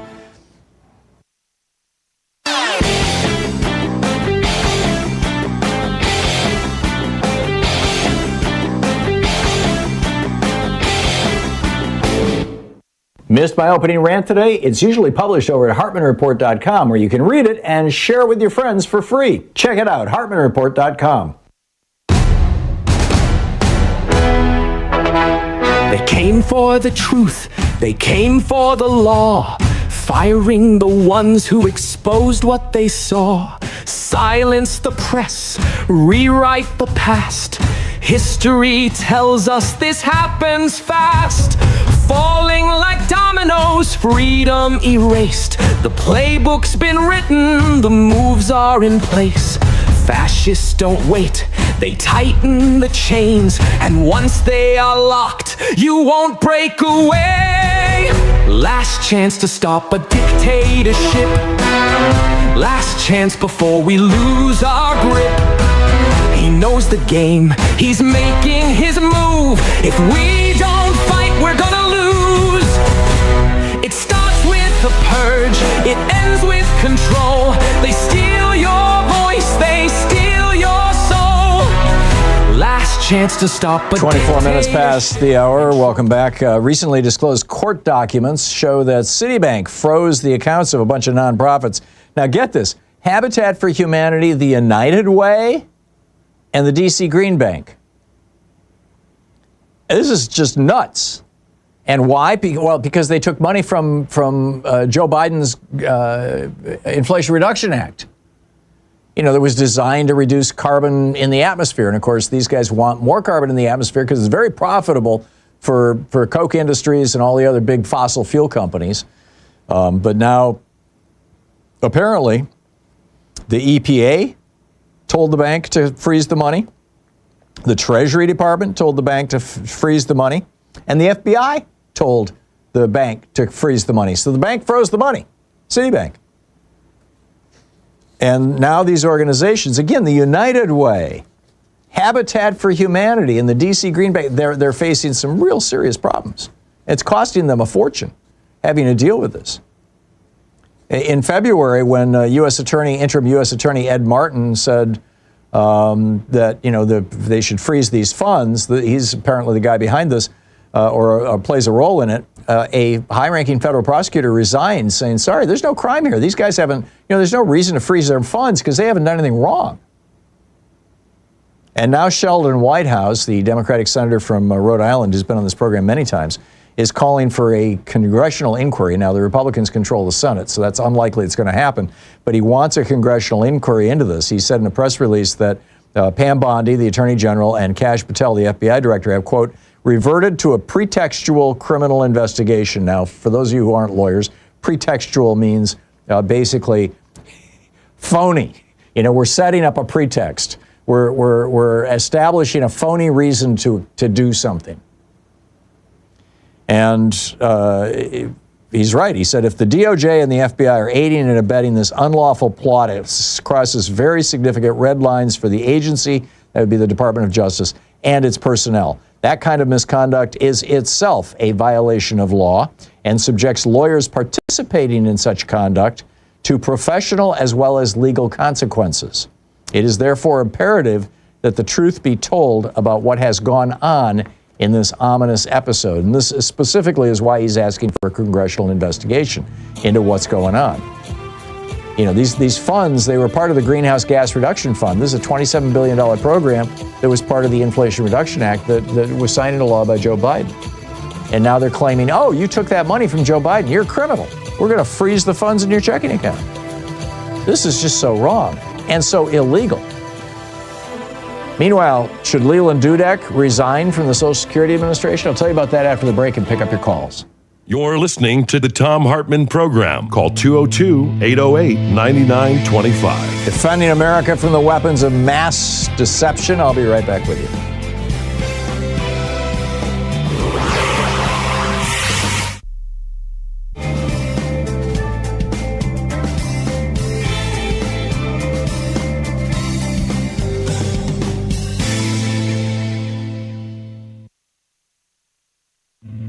This is the Thom Hartmann Program. Our book today in the Thom Hartmann Book.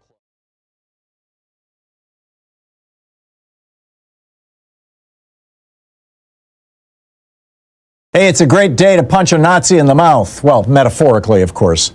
Although we did at one time, we really took the Nazis on back in the 40s. Sadly, they have kind of taken us on now. They're growing around the world. They've got a major Nazi movement inside the United States. They seem to have taken over some of our social media channels. It's really a tragedy. And that's why Free Speech TV is so important, because we are the antidote to the Nazis. We are the ones who are fighting the Nazis. We are the ones who are exposing the Nazis and the other bigots and haters, and you get it. And today, a special treat, the next to the last day of our fund drive, whatever you give today will be doubled. Doubled. Your $50 becomes $100. Your $100 becomes $200. Your $1,000 becomes $2,000. Your $10 becomes $20. Whatever it may be, here's your punch a Nazi moment by calling 877-378-8669, 877-378-8669, or going to freespeech.org/donate, or just freespeech.org and click the donate button and making your contribution. Two ways to give, as you know. There are the regular monthly contributions, and I encourage you to please always sign up for those when possible, even if it's just a little tiny bit of money. $4 a month. Hey, it's going to well, there might be a minimum of $5, I'm not sure, but whatever you can afford comfortably. Don't hurt yourself here, but please, we're getting toward the end here. We've got, today and tomorrow, and that's it, and we're still behind. So please, with the one-time gifts, you have your choice of the bumper stickers, Elect a Clown, Expect a Circus, or This Is Not Normal. With a $120 gift, you have your choice of Sonali's book, talking about abolition, or my book, The Hidden History of the American Dream, autographed by the author.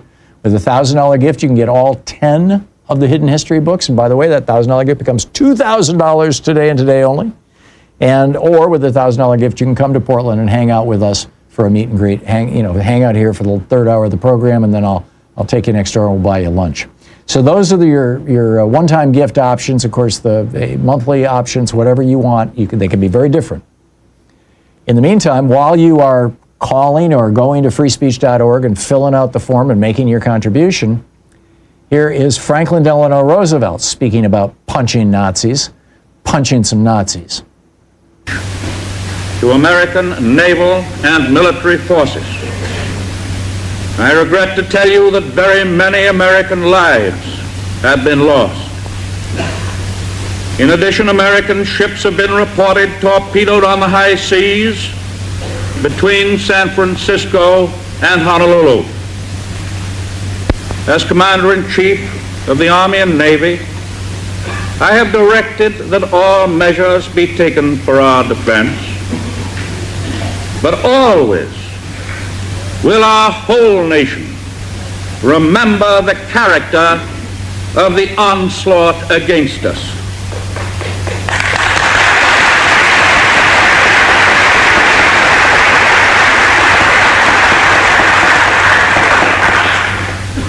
No matter how long it may take us to overcome this premeditated invasion, the American people in their righteous might will win through to absolute victory.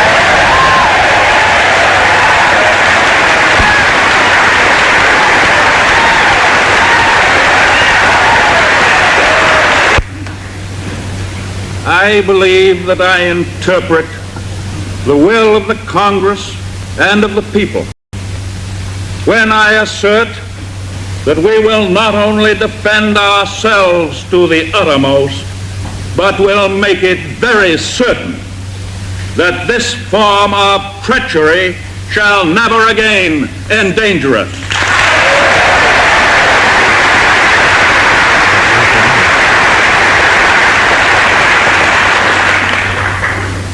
Hostilities exist.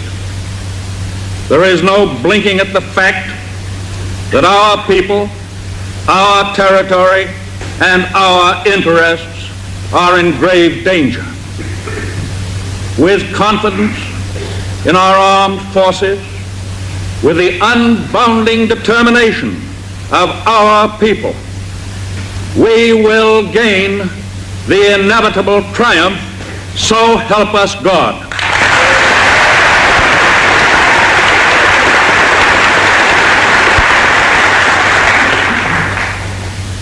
I ask that the Congress declare that since the unprovoked and dastardly attack by Japan on Sunday, December 7th, 1941, a state of war has existed between the United States and the Japanese Empire.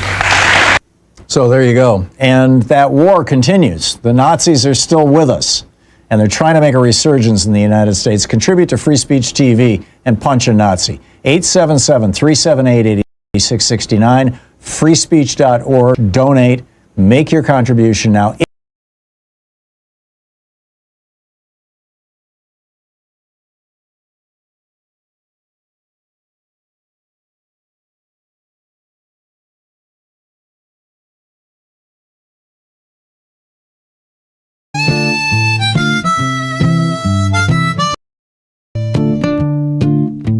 Elon throws salutes.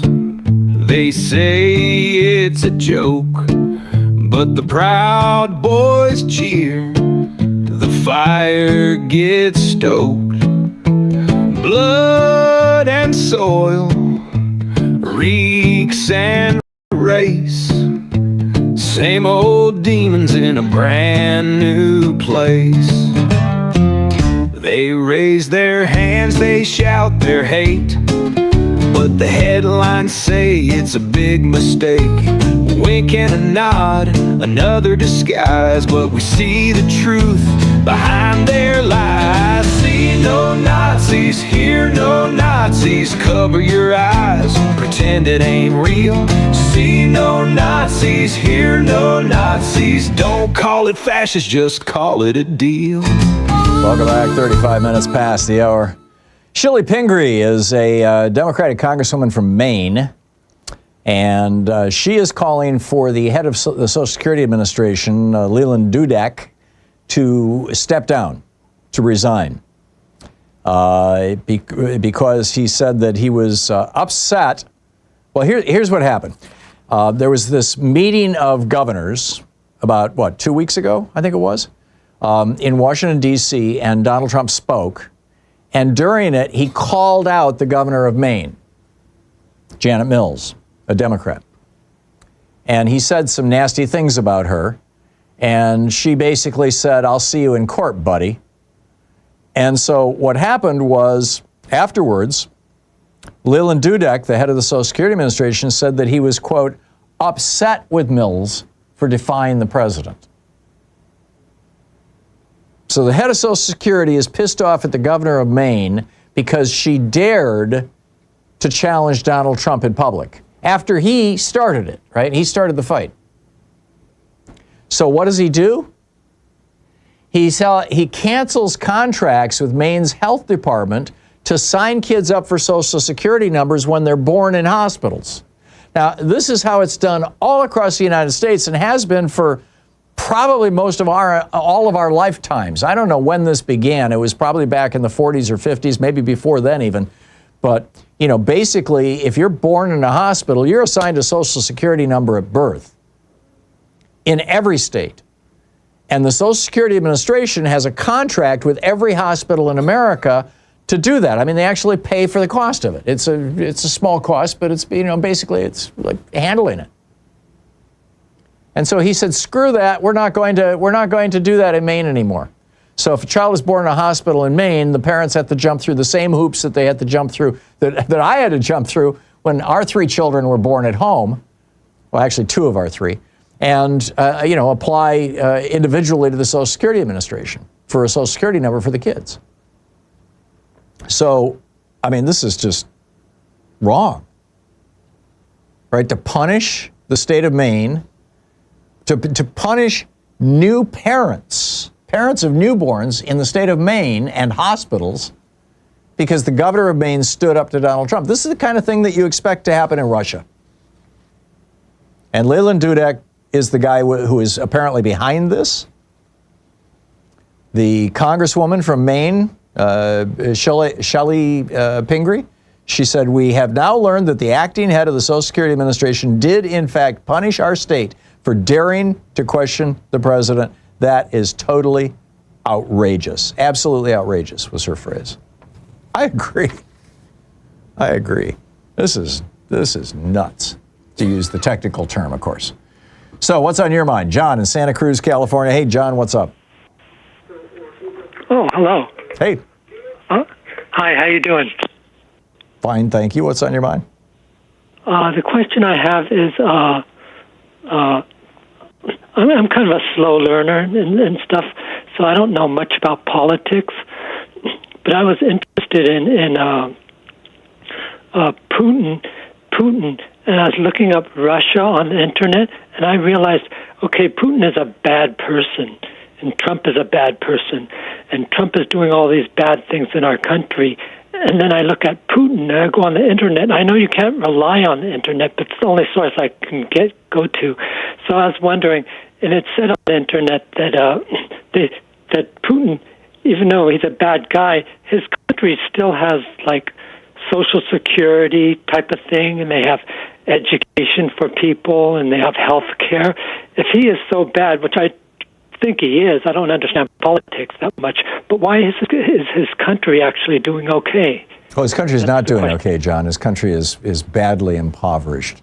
Their healthcare system is in shambles. Their education system is really an indoctrination system, and their pensions for the elderly are pathetic. Like I said, like you said on the internet. John, thanks for the call, Norm. And I've been there and I've worked there, so I can tell you from personal experience. Norma in Montgomery, Alabama. Hey, Norma, what's on your mind today? Hey, Tom. Thanks for picking me up. Of course, Trump is on my mind. And I don't know if you like mysteries or jigsaw puzzles, but I've been trying to figure out what this man is up to. We see a lot on TV of the show and tell, and, oh, my God, isn't this terrible? But I'm wondering what his real agenda is. And then, you say Voice of America is gone. And I'm going, oh, my God, if things get bad, we can't scream for help. Yeah, they went silent this week. Actually, I think they're playing music now. Yeah. And then you have SpaceX, which is owned by Musk, and T-Mobile, Verizon, and AT&T depend on it. And so using Musk, he could get us down to Fox only. And then you think about him getting his hands slapped every time he tries to do something that is illegal, and he wants to impeach judges. And John Roberts doesn't stand by him, and he must be getting very frustrated. And everything he does is essentially illegal and dangerous for the country. Particularly, I don't know if you heard, your screener had not, that they've decided that TSA dogs are too expensive. And right now, the handlers have a credit card that's good for 30 days only. And we've got a group trying to raise funds and money to take care of the dogs and keep them in service if we're allowed to have. We're talking about, what, drug-sniffing dogs or bomb-sniffing dogs or both? Both. Wow. And then you have this office or department that is supposedly... Well, they want to privatize overseeing the TSA. I mean, that's been a thing for a couple of years. Rand Paul was leading that charge. Go back to guys who have a part-time job at 7-Eleven and pay them $7.25 an hour instead of having government employees who actually have a union that represents them and have good pay and a pension. Yeah. Well, I asked the screener if I sounded like a crazy person. He said no. But anyway, also this department or agency that is supposed to be like a watchdog on terrorist activity or bombs coming into the country, that has been closed down also. And I think that as long as Trump gets his hands slapped because it's not under executive powers what he's trying to do, he's going to have to create some kind of disaster or national emergency so he can have power to do whatever he wants. Yeah, Rachel talked about this last night, that there's this agency or branch or whatever it is, the federal government, that has been collaborating with European countries because the Russians have been putting bombs on cargo planes, apparently as a rehearsal for blowing planes out of the sky. and Yes. and sabotaging, Western countries in other ways. And we were. Well, we've already had plane wrecks, haven't we? Yes, we have. And we were trying to, and so we had this agency that was trying to prevent that, and Trump shut it down last week. And what hadn't occurred to me when I heard Rachel say that last night, she her comment was, everything Trump does seems to work to the benefit of Putin, which is, I think measurably true. It does. But what hadn't occurred to me, what you just raised, was that Trump might be doing this because he actually wants an attack on the United States. A natural disaster. Because he could and use then it. He could use it the way George W. Bush used 9/11. Yes, and with communications and transportation shot, and he wants total control of the nuclear power and hydroelectric power. Remember, he fired the people at the dams. Yep. And he got rid of the U.S. Corps of Engineers. That they are the only people who are allowed to inspect, maintain, or repair or build a dam. Yeah. They're gone. Yeah. Okay? And so if you create these, he can cause this constitutional crisis, and he's already destroying history. Memorial Day, will he put a wreath on the unknown soldier because he's not sure if he's white? Yeah? Probably not. Yeah. Are we going to celebrate 4th of July or Trump Day? Yeah. Will he be an emperor by then? Yeah. Yeah. I don't think people see this as coming, and I really, really want you out of the country before it gets bad. Well. Please, Yeah. you and your entire family. I'm going to stay in Florida here. I don't see an I know, alternative. but still. And I really think the tide is starting to turn. Well, how we need somebody to bring impeachment charges right now. Al Green has submitted a bill of impeachment into the House of Representatives. Yes. It's just being ignored by Mike Johnson. Do you have a copy of the Trump indictments? Yeah. Not handy, but it would be a good idea. But I'm worried about what he's going to do. And, will Congress be allowed to come back? Yeah. From this recess? Oh, I don't think there's any question that'll happen, and I don't think there's any question we'll have elections. I keep pointing out, Russia has elections, Russia has a parliament. It's just that they've co-opted both to the point that they're meaningless. That's what I'm worried about. Norma, I got to run, but thank you for the call. It's always so nice to hear from you. We'll be right back. You're listening to Thom Hartmann. Visit thomhartmann.com for audio and video archives. Speaking the truth, Elon Musk would really rather you didn't know all about. I'll be right back with you.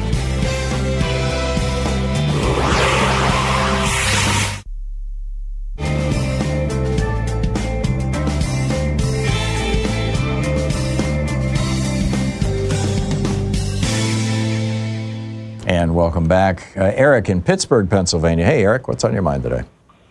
Hey, Tom, how are you today? I'm fine, thank you. I'm great, in fact. Now I'll get better. So what's up? Hey, I just have a proposal for you for Bernie Sanders and supporters of such. A massive town hall that we could all donate to and have all the opposing views on each side. I think even MAGA supporters would go for something like that. The problem is you won't find a single Republican who is willing to debate a Democrat. They're just, you've got a couple, on CNN, like Scott Jennings, I think is his name. Right. But in terms of elected Republicans or genuine Republicans or people who are not being paid millions of dollars a year by a television network to get beat up basically on the air, for the first... we've been doing this show for 21 years as of last month, or as of this month. In fact, 21 years, maybe even this week. I don't know. I forget the date in March when we started it in 2003. Or is that 22 years now? I guess it is. And for the first 10, 15 years, at least once or twice a week, I had a conservative on and I would debate them. It was the signature of our show. And, and I got to know a lot of these people fairly well, including, people like Dan Bongino. And now none of them, ever since Trump was elected in 2016 or came into office in 2017, they all just stopped. We will no longer talk to liberals. You guys are the enemy. We're not going to have anything to do with you. And we're not going to let you beat us up. And basically, they don't need us anymore. They don't need, the exposure anymore because they have their own media ecosystem. This has, really it finished in the middle of the Obama presidency, I'd say. where the right-wing ecosystem, you've got right-wing newspapers now, including the Washington Post and the Los Angeles Times. You've got right-wing podcasts that are subsidized hugely by right-wing billionaires. You've got 1,500 right-wing radio stations across the United States. You've got right-wing websites.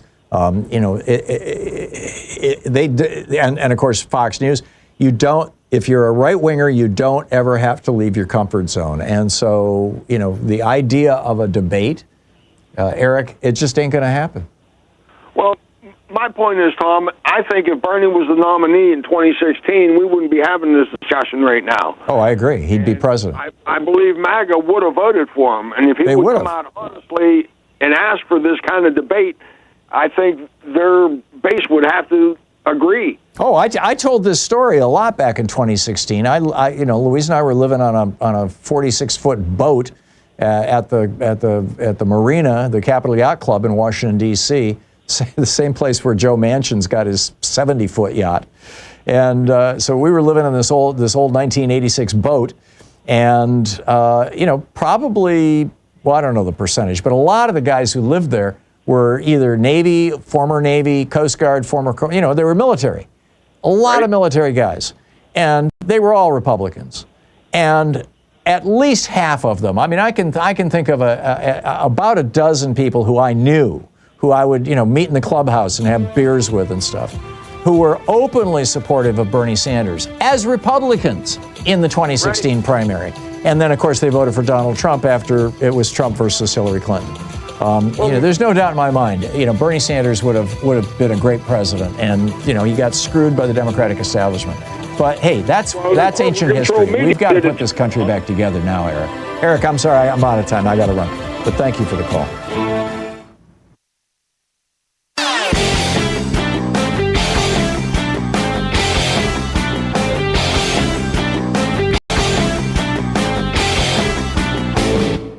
Hey, thanks so much for sharing our program and for reaching out to our stations and sponsors and letting them know that you're listening. It really means a lot to us. I have 8 suggestions for Democrats for messaging. Democrats seem to have a messaging problem right now. First, Democrats must frame the fight in simple moral terms. Don't be wonky like, hey, we need to expand social safety net. No, say no child in America should go to bed hungry. Second, Democrats need to stop playing defense and instead seize the populist high ground. Like when FDR said, they are unanimous in their hate for me and I welcome their hatred. Third, ruthlessly define the Republican opposition and the morbidly rich oligarchs who own them. Fourth, tell stories instead of facts. Reagan did this with the black well about it, but we've got lots of great stories. That's number 4th. There's 4 more, and they're all over at HartmannReport.com. The title of the article is, If Obama Had Sent a Mob to Kill a Cop, Republicans Would Never Let You Forget It. And it's all about how Democrats can reinvent their messaging to start winning elections big. Check it out.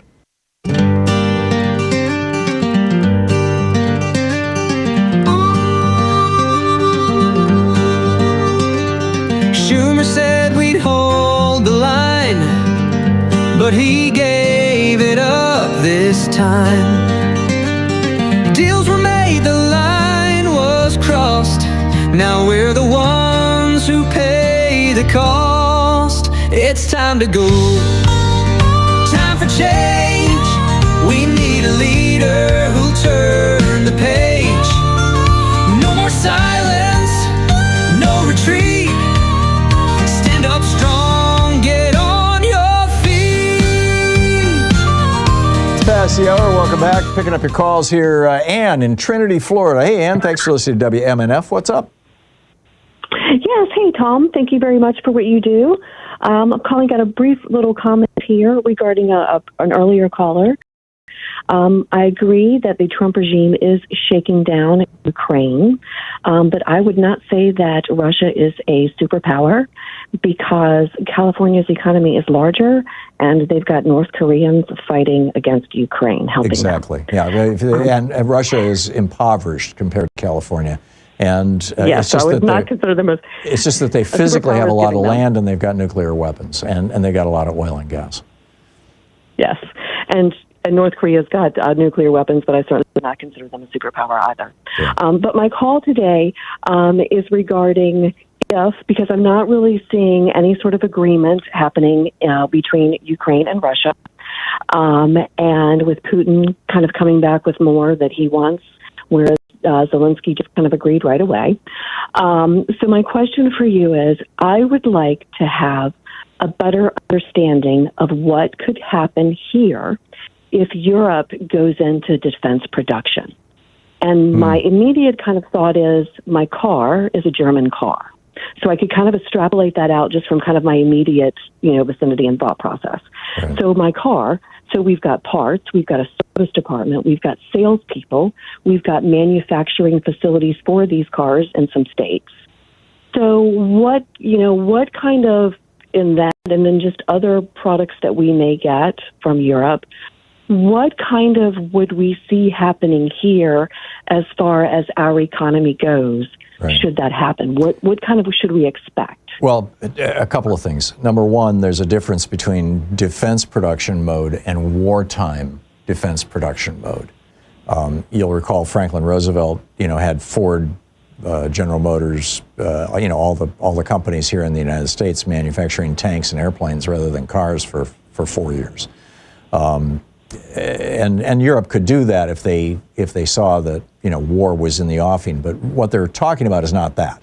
What they're talking about is basically building within Europe something like the military-industrial complex that we have here in the United States. In other words, throwing more money at companies that make weaponry, private for-profit corporations that do that. So it probably won't have any impact on it at all. The second point that I'd make, Ann, is that if your German car is an Audi or a Volkswagen, odds are it was manufactured in the United States or Mexico, and that most of the parts came from the United States and Mexico. I mean, you've got very few German cars are actually imported from Germany anymore. Mine would be a BMW, but yeah, BMW makes cars here too. Yeah. Yes, yeah, and I just wasn't sure.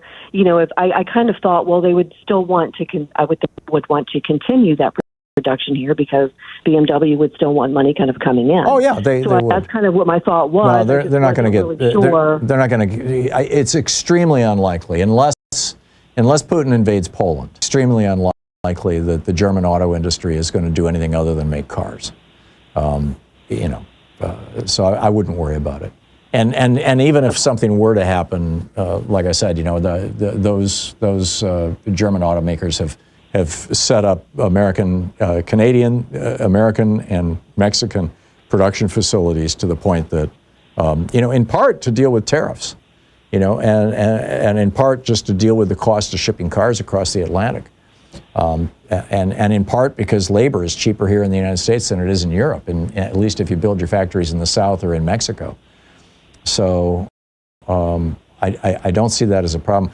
What I do see as a major concern is the impact that a war in Europe would have on the entire world economy, that including the United States, and even a limited war. I mean, and we have a limited war obviously between Russia and Ukraine right now, but I mean, if that were to spill over into Poland or into one of the Baltic states. And I would keep an eye on Belarus, on what's going on in Belarus, and I would keep an eye on Serbia. Right now, the Serbs, they've got a president who's very friendly who's very friendly with Putin. 1/6 of the entire country has turned out. I mean, that would be the equivalent of 50 million Americans were in the streets of Serbia over the last couple of days. And Don Jr. was over there because they're building a Trump hotel there in Belgrade. And Don Jr. was over there going, "Oh no, we love the president, we love Putin," it was just weird stuff. But that's something that really spooks me. And I got to run, but thanks for the call. On the other side of the break, Mark Dimonstein, is the postal office up for sale? You're listening to Thom Hartmann.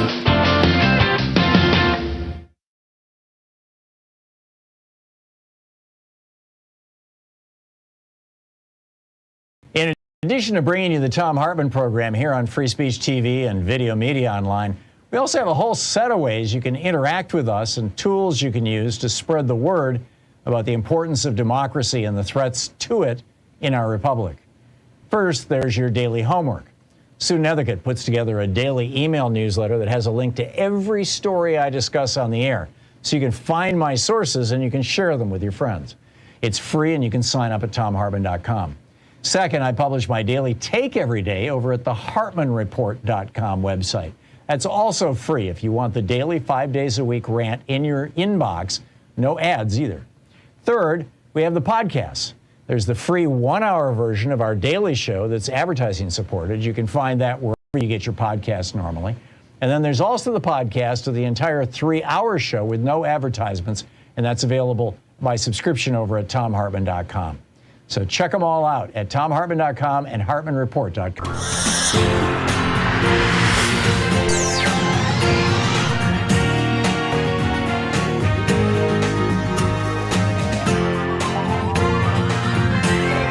We say fight back!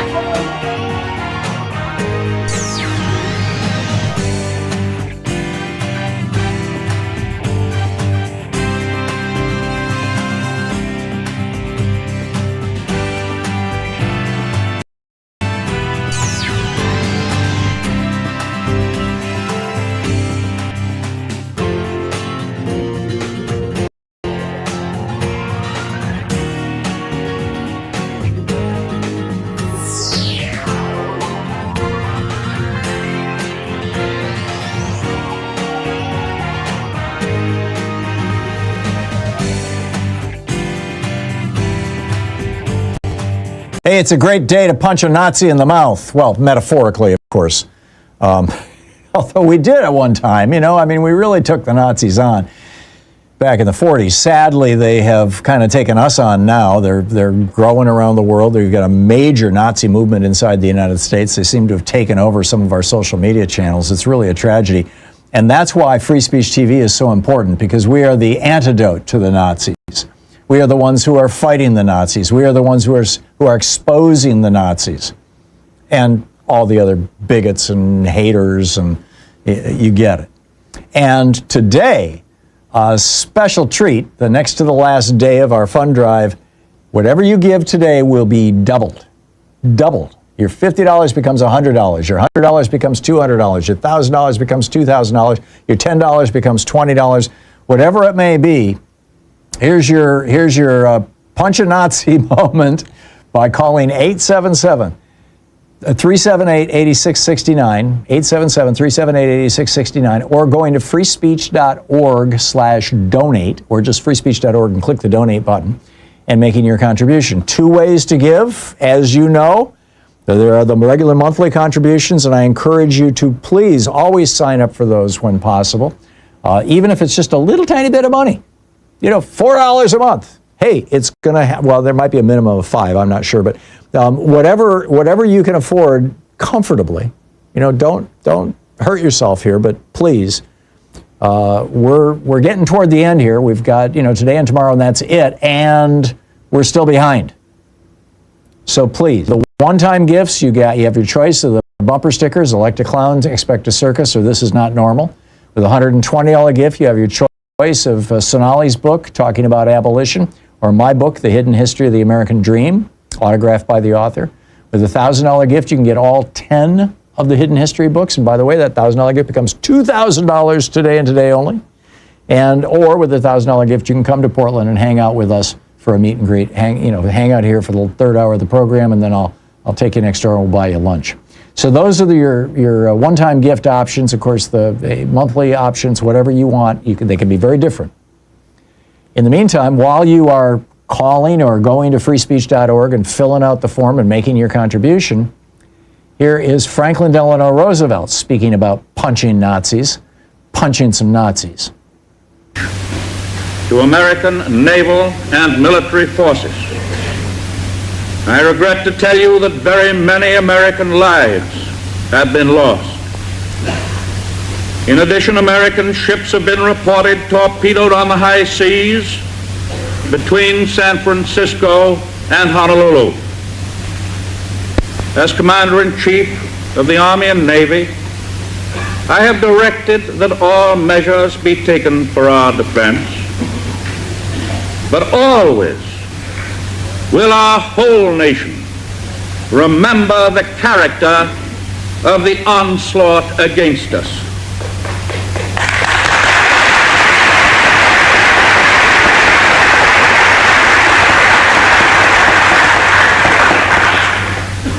No matter how long it may take us to overcome this premeditated invasion, the American people in their righteous might will win through to absolute victory.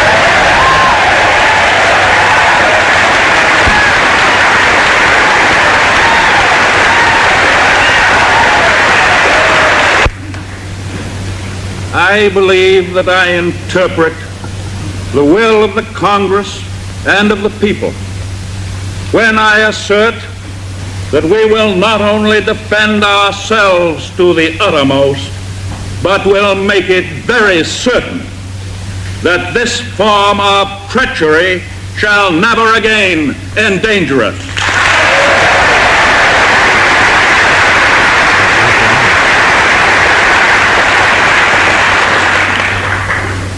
Hostilities exist.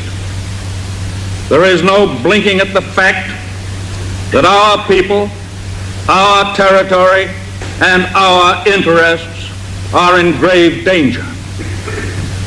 With confidence in our armed forces, with the unbounding determination of our people, we will gain the inevitable triumph. So help us God.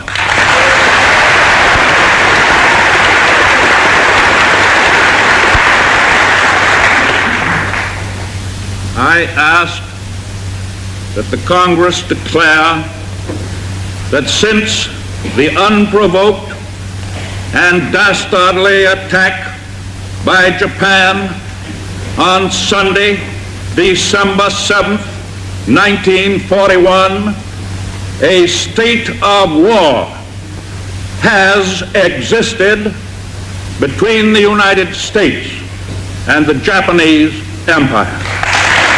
So there you go. And that war continues. The Nazis are still with us, and they're trying to make a resurgence in the United States. Contribute to Free Speech TV and punch a Nazi. 877-378-8669, freespeech.org/donate. Make your contribution now.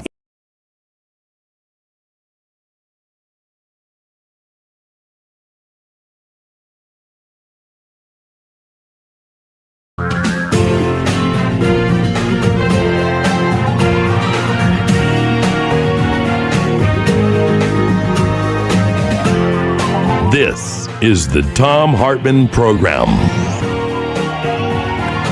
Welcome back to the third hour of our program. On the line with us is Mark Dimonstein, the president of the American Postal Workers Union, APWU, representing more than 200,000 employees of the U.S. Postal Service and approximately 1,500 employees in the private sector mailing industry.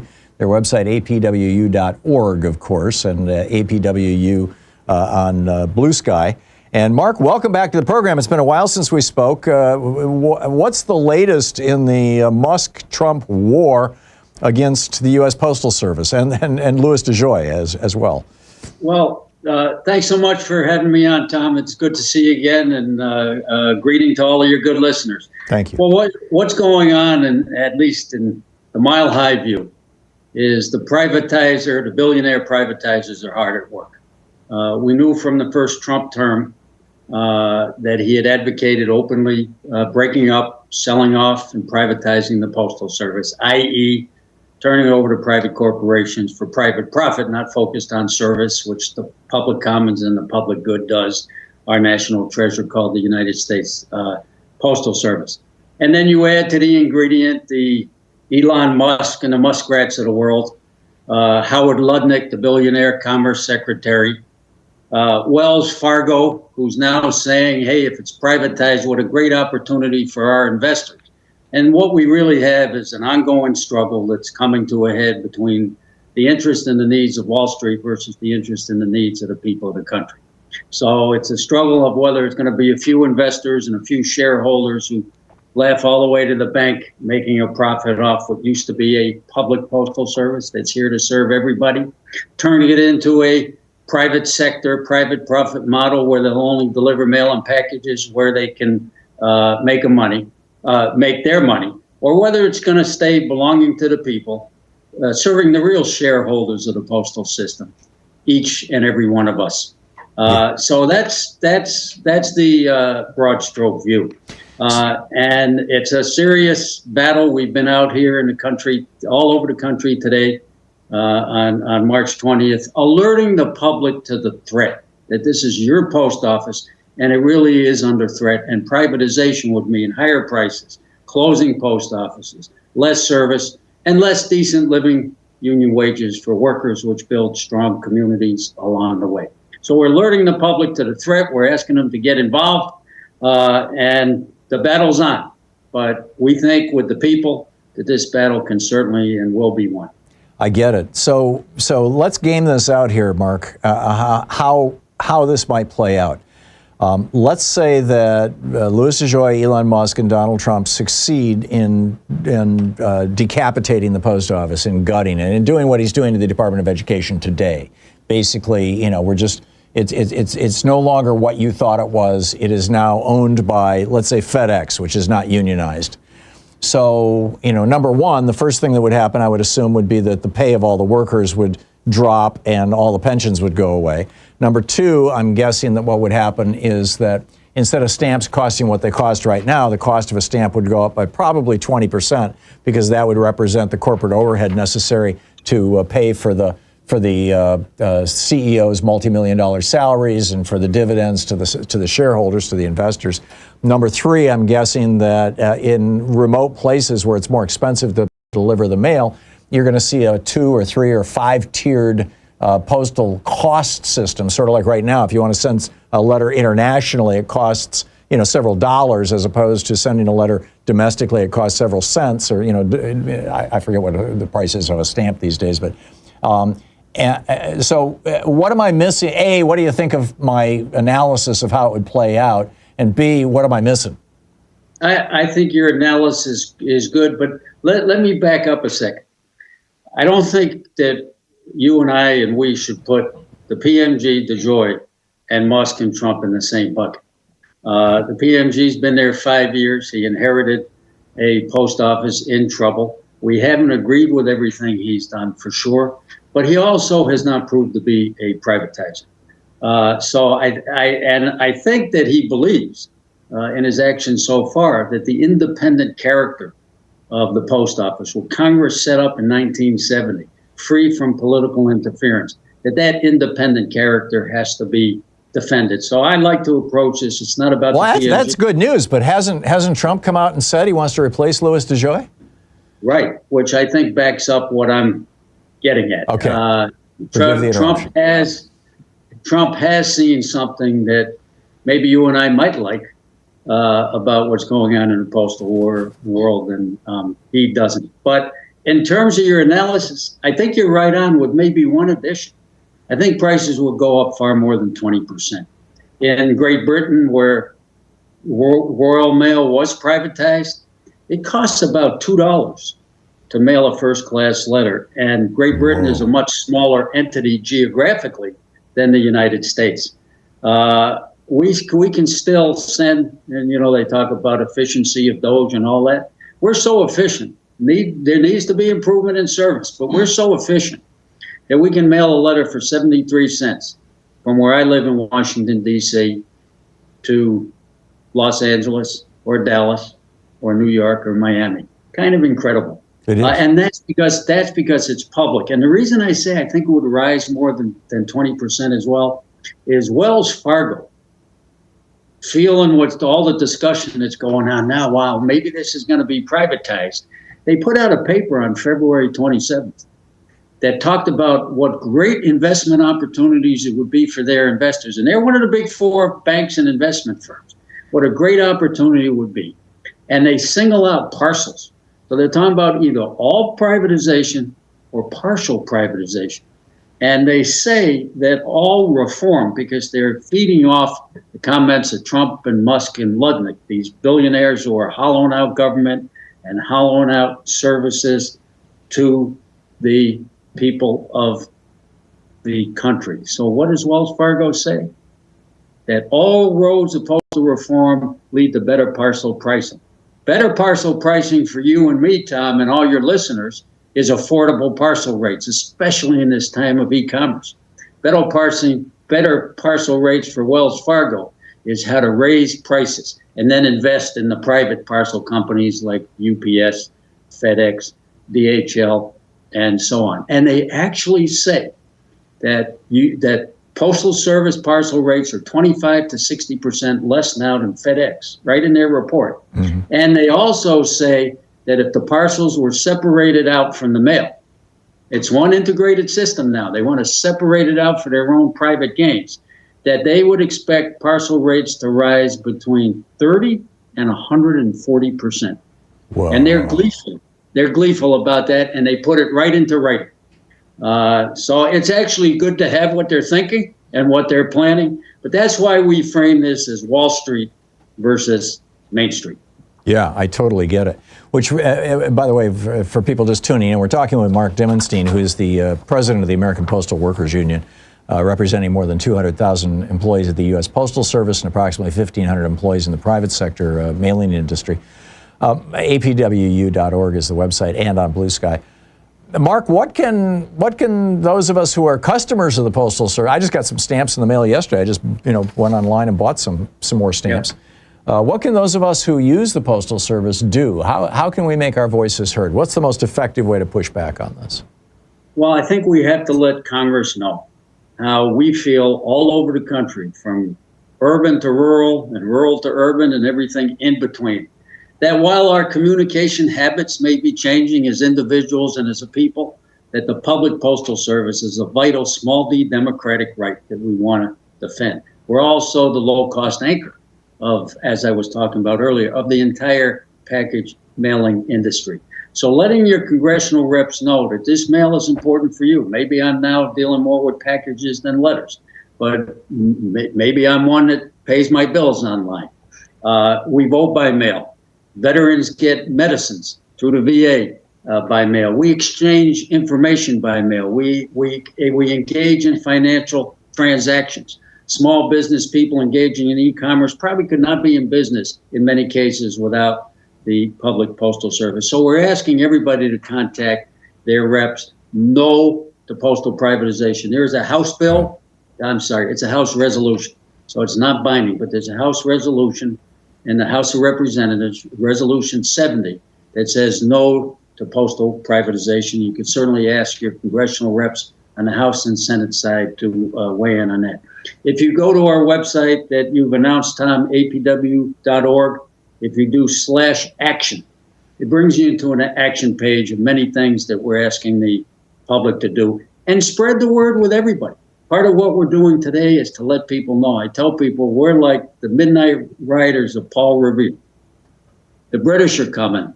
We're here with a message that the privatizers are coming, and they're serious. They want to laugh all the way to their bank. Elon Musk was at J.P. Morgan, another example of Wall Street. He was at J.P. Morgan a week or two ago and said, I'm for privatizing, this is Musk, not Dimonstein or Hartmann, right? I'm for privatizing everything. And then he singled out Amtrak and the United States Postal Service. The reason he's for advertising, I'm sorry, I fumbled on my words there. The reason why he's for privatizing everything is that's how he makes his billions. Mm-hmm. There's 38 billion known contracts with Elon Musk, and there's a whole lot more that aren't known because they're military defense and they're secret. That's what they want. And that's really what DOGE is about. It's not about government efficiency. It's how to move things from the public sector to the private sector where they can make a quick buck. So if you go to apw.org/action, there's a whole lot of things people can do.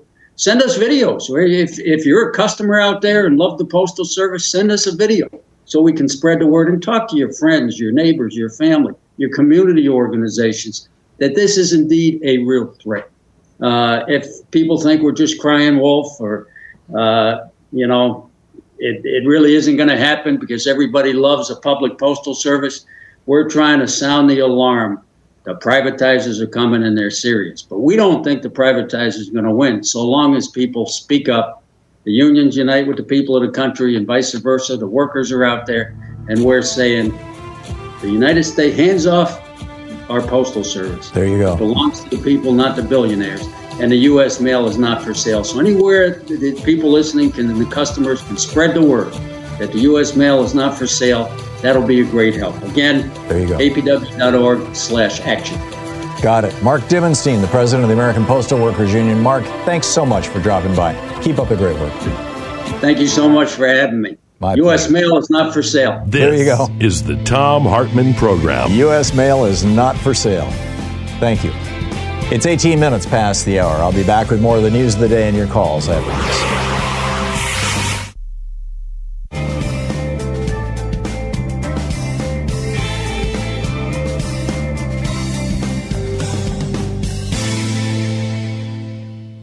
And welcome back. And let's see here. Whoa. Ziggy in Oneonta, New York. Hey, Ziggy. Thanks for sitting on hold for so long. Oh, what's on your mind today? No problem. The U.S. mail is not for sale. I love it. Yeah, it's a great slogan. Yeah, it is. Busy week for me. I have our Congressman, Josh Riley, coming out this Saturday for our indivisible meeting to address us and help us in our endeavors. So that's always good. And one thing I've been thinking about and wanting to talk to you a little bit about is one thing I'm noticing with a lot of the new people who are becoming involved, which I'm glad they are, is one common denominator. They're all under the impression that the reason why they didn't pay as much attention before is because they've always thought that the U.S. Constitution would prevent this from happening, you know? And I find that, you know, it's kind of hard to explain to them about that sometimes what's going on there. Now, I just wanted to mention, I believe you've had on in the past Professor Ruth Ben-Gat as a guest. Doesn't sound familiar. I mean, it's possible. We've had a lot of guests in 22 years, but I don't recall. Yes, she does books and stuff. Well, a couple of days ago, she came out with a great video that's called Tech Support Dictatorship. And you can just punch that into a Google and you'll find it. I also put the link on my site, nbride.com. And I find that it's very helpful because it explains to a lot of people in simple form how we got to where we're at just by answering questions to people. And it's really a good source. And I just wanted to mention that to you and to the people out in the audience to check it out because I point people to that, and then they start to understand why we're at where we're at right now. Interesting. Yeah, I just plugged it into the search engine, and sure enough, there it is. It's a 33-minute video, apparently that was put up by Wired magazine, right? Yes, it was originally. Yes, I believe so. Yes, and I'm almost positive she was on your show a couple times when she's done her books. Yeah, Sean says yes, she was. So. Oh, okay. Apologies for not remembering. Good. Yeah, because I didn't want to start recommending anybody you weren't aware of. So yeah, that's all. But I wanted to give this information to people because I found it very helpful. So for people who don't have the ability or are not going to take 33 minutes to watch a video, in the roughly 30 seconds, 40 seconds that we have left here before we hit a break, Ziggy, you want to summarize it? Oh, because it was done just a couple of days ago, it's really good because it gives you an understanding of dictatorships, autocracies, and authoritarianism. And it informs the novice on all these things based on what's going on now, you know. And she also uses history a little bit, talks about Pinochet and some of the other ones, which a lot of people are surprised. They say to me, I didn't realize there were that many dictators that had been in the world. And, you know, it's really kind of interesting in that the people who've just been living their lives, I've been living under this umbrella that the Constitution is going to protect me. I don't have to worry about it. Now they're finding out that they have to be very concerned about it. And I think this helps address that. Yeah, well said. Ziggy, thank you. And thanks for the tip. I'll check it out. Appreciate it. 22 and a half minutes past the hour. I'll be back with more of your calls and the news of the day, of course, on the other side of the break here. Stay with us. We'll be right back. It's the Thom Hartmann Program, fair and only slightly unbalanced.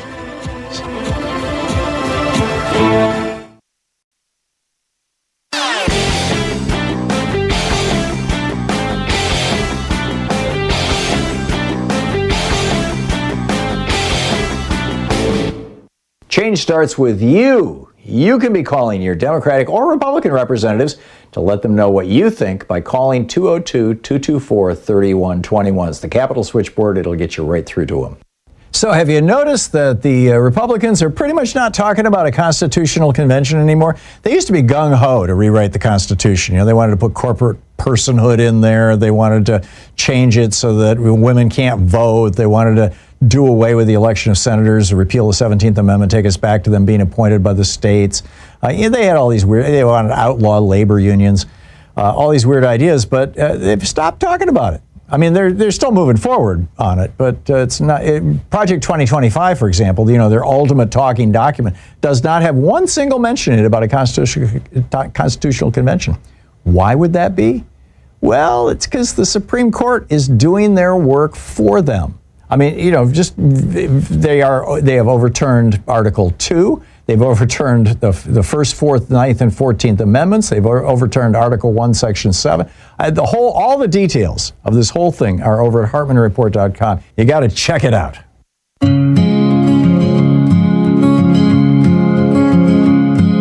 It starts with a whisper, it starts with a call. One voice rising can speak for us all. When we stand together, there's nothing we can't do. The strength of a union begins with you. From the factory floors to the office walls, we've got the power to change it all. A fair day's wage and a voice in the fight. Together we shine, standing up for what's right. Unions begin with you, with me, with us. Together we rise, in each other we trust. When we speak as one, we break through the chains. We fight for the future, we weather the rains. Unions begin with you, it's true. Welcome back. 26 minutes past the hour, or 25 minutes past the hour. Excuse me. Picking up your calls here, Randy in Grand Rapids, Michigan. Hey, Randy, what's up? Hey, Tom. It's a privilege and honor to be talking to you. Well, thank you, and thanks for waiting so long. You were born in Grand Rapids? Yeah, I was born there. Pardon me? I was born there. Yep, so was I. And not the congressman you mentioned, but Al Green, the soul singer, was also born here. Oh, really? Interesting. Yeah. It's a great town. Yeah, it's getting better all the time. Yeah. So you were talking about messaging, and how we really need to get better at it. Their side has got they're eating the dogs and the borders are open, and it's just ridiculous stuff they say, and we don't have too many of them. The amazing thing is that the amazing thing, Randy, is that the Republicans have been literally telling lies and winning elections based on these lies. It's just exactly amazing. And we stick with the truth, and the best we can come up with is they're just weird from Walt, and the U.S. mail's not for sale. It's not bad, but I think I came up with a good one. Okay. I think I got a good one. What is it? Now, while I was waiting, I saw that I got the first part of it copyrighted, so I have to, and I see he's not a Magna guy, so maybe, but this, I really think it's good. It's, okay, you ready for it? Mm-hmm.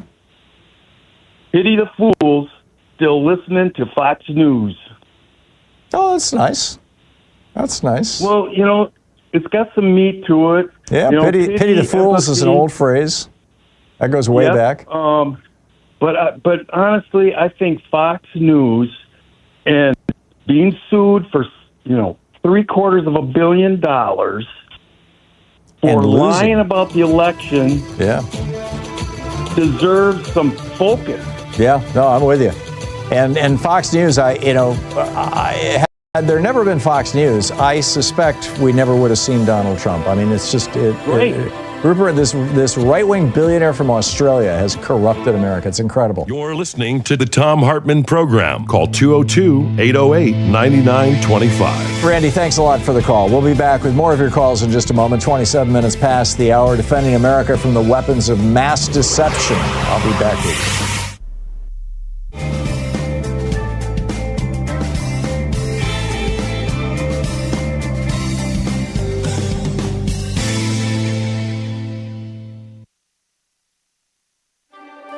Hey, it's a great day to punch a Nazi in the mouth. Well, metaphorically, of course. We're reading today. Although we did at one time, you know, I mean, we really took the Nazis on back in the 40s. Sadly, they have kind of taken us on now. They're growing around the world. They've got a major Nazi movement inside the United States. They seem to have taken over some of our social media channels. It's really a tragedy. And that's why Free Speech TV is so important, because we are the antidote to the Nazis. We are the ones who are fighting the Nazis. We are the ones who are exposing the Nazis and all the other bigots and haters, and you get it. And today, a special treat, the next to the last day of our fund drive, whatever you give today will be doubled. Doubled. Your $50 becomes $100. Your $100 becomes $200. Your $1,000 becomes $2,000. Your $10 becomes $20.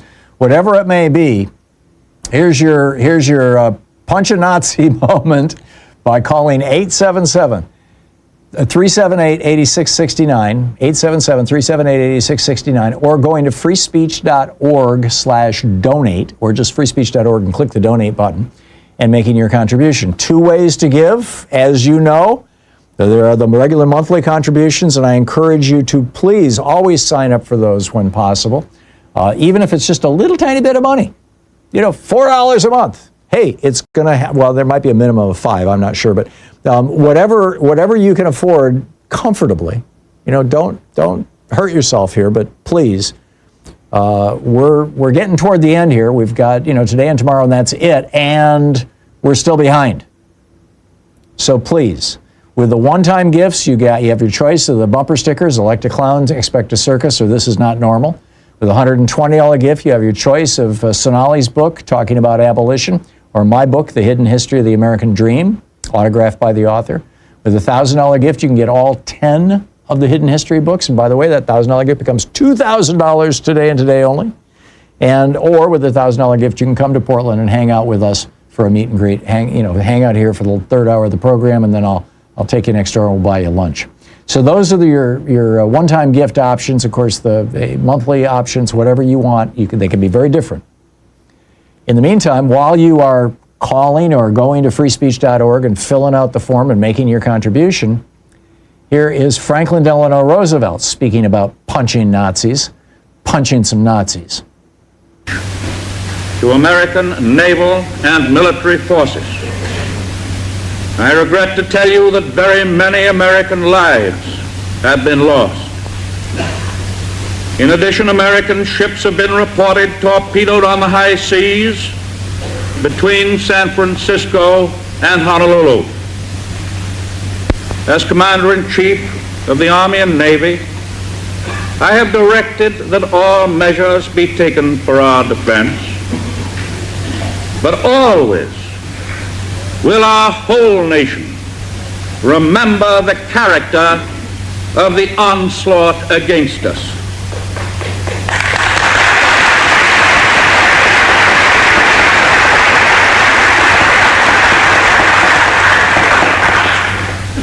No matter how long it may take us to overcome this premeditated invasion, the American people in their righteous might will win through to absolute victory.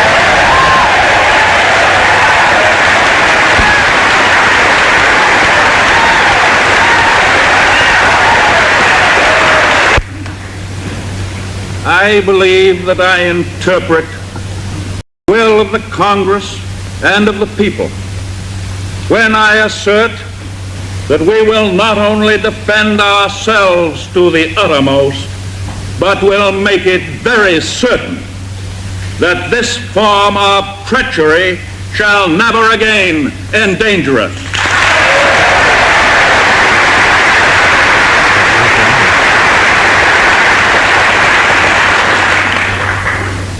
Hostilities exist. There is no blinking at the fact that our people, our territory, and our interests are in grave danger.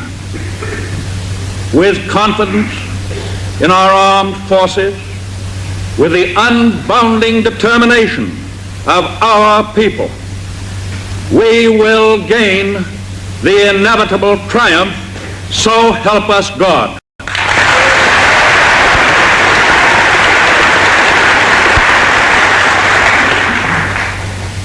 I ask that the Congress declare that since the unprovoked and dastardly attack by Japan on Sunday, December 7th, 1941, a state of war has existed between the United States and the Japanese Empire. So there you go. And that war continues. The Nazis are still with us, and they're trying to make a resurgence in the United States. Contribute to Free Speech TV and punch a Nazi. 877-378-8669, freespeech.org/donate. Make your contribution now.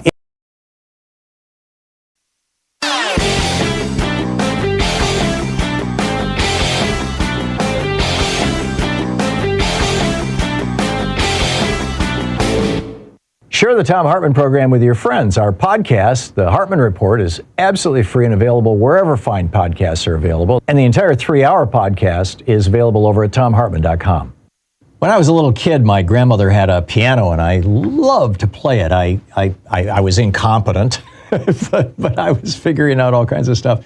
And then I kind of got away from it and, went to school and things got busy and just lost track of it. Well, now there's this fascinating new study out of the University of Geneva, Switzerland, that is making me think maybe I should go back and learn the piano. What they found was that they took a group of 132 healthy older adults, retired, 62 to 78 years old. Half of them learned the piano, half of them took music classes without learning the piano.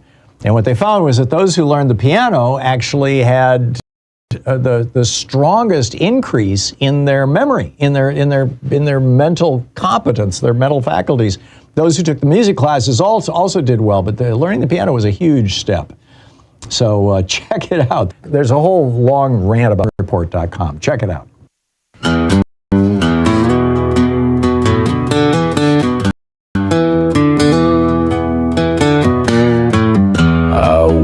In the door they said, watch what you say, but I knew the truth don't matter anyway.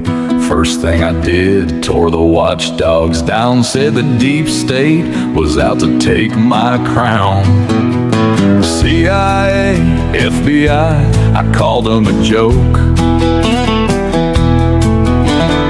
Truth's just a fire, and I love the smoke.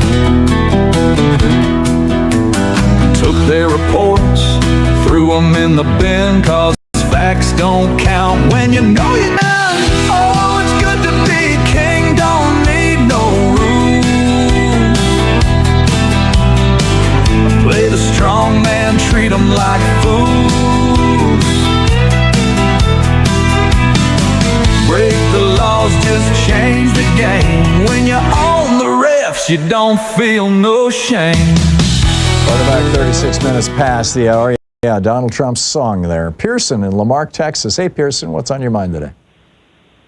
A theoretical good, what day of the week is this, Thursday?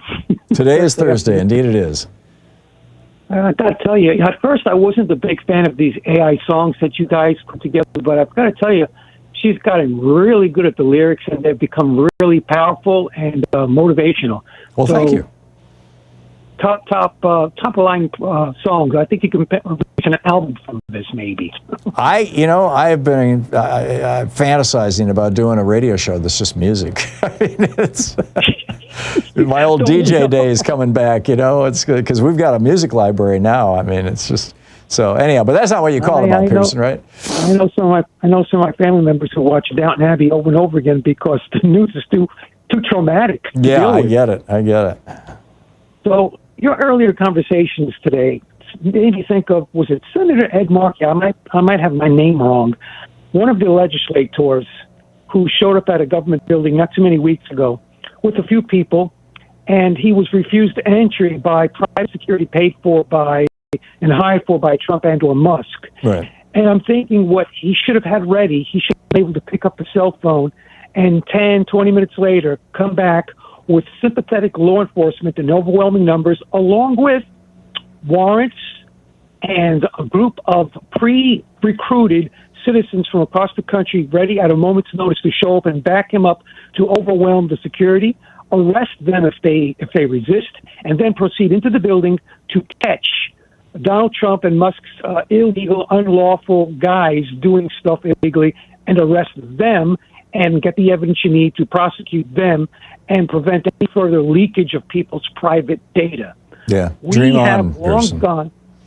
Say again? I said, dream on. You had a federal court today that said that what Musk did attacking the Institute of Peace, and I think that's what you're talking about, because a congressman did show up there. I forget who it was.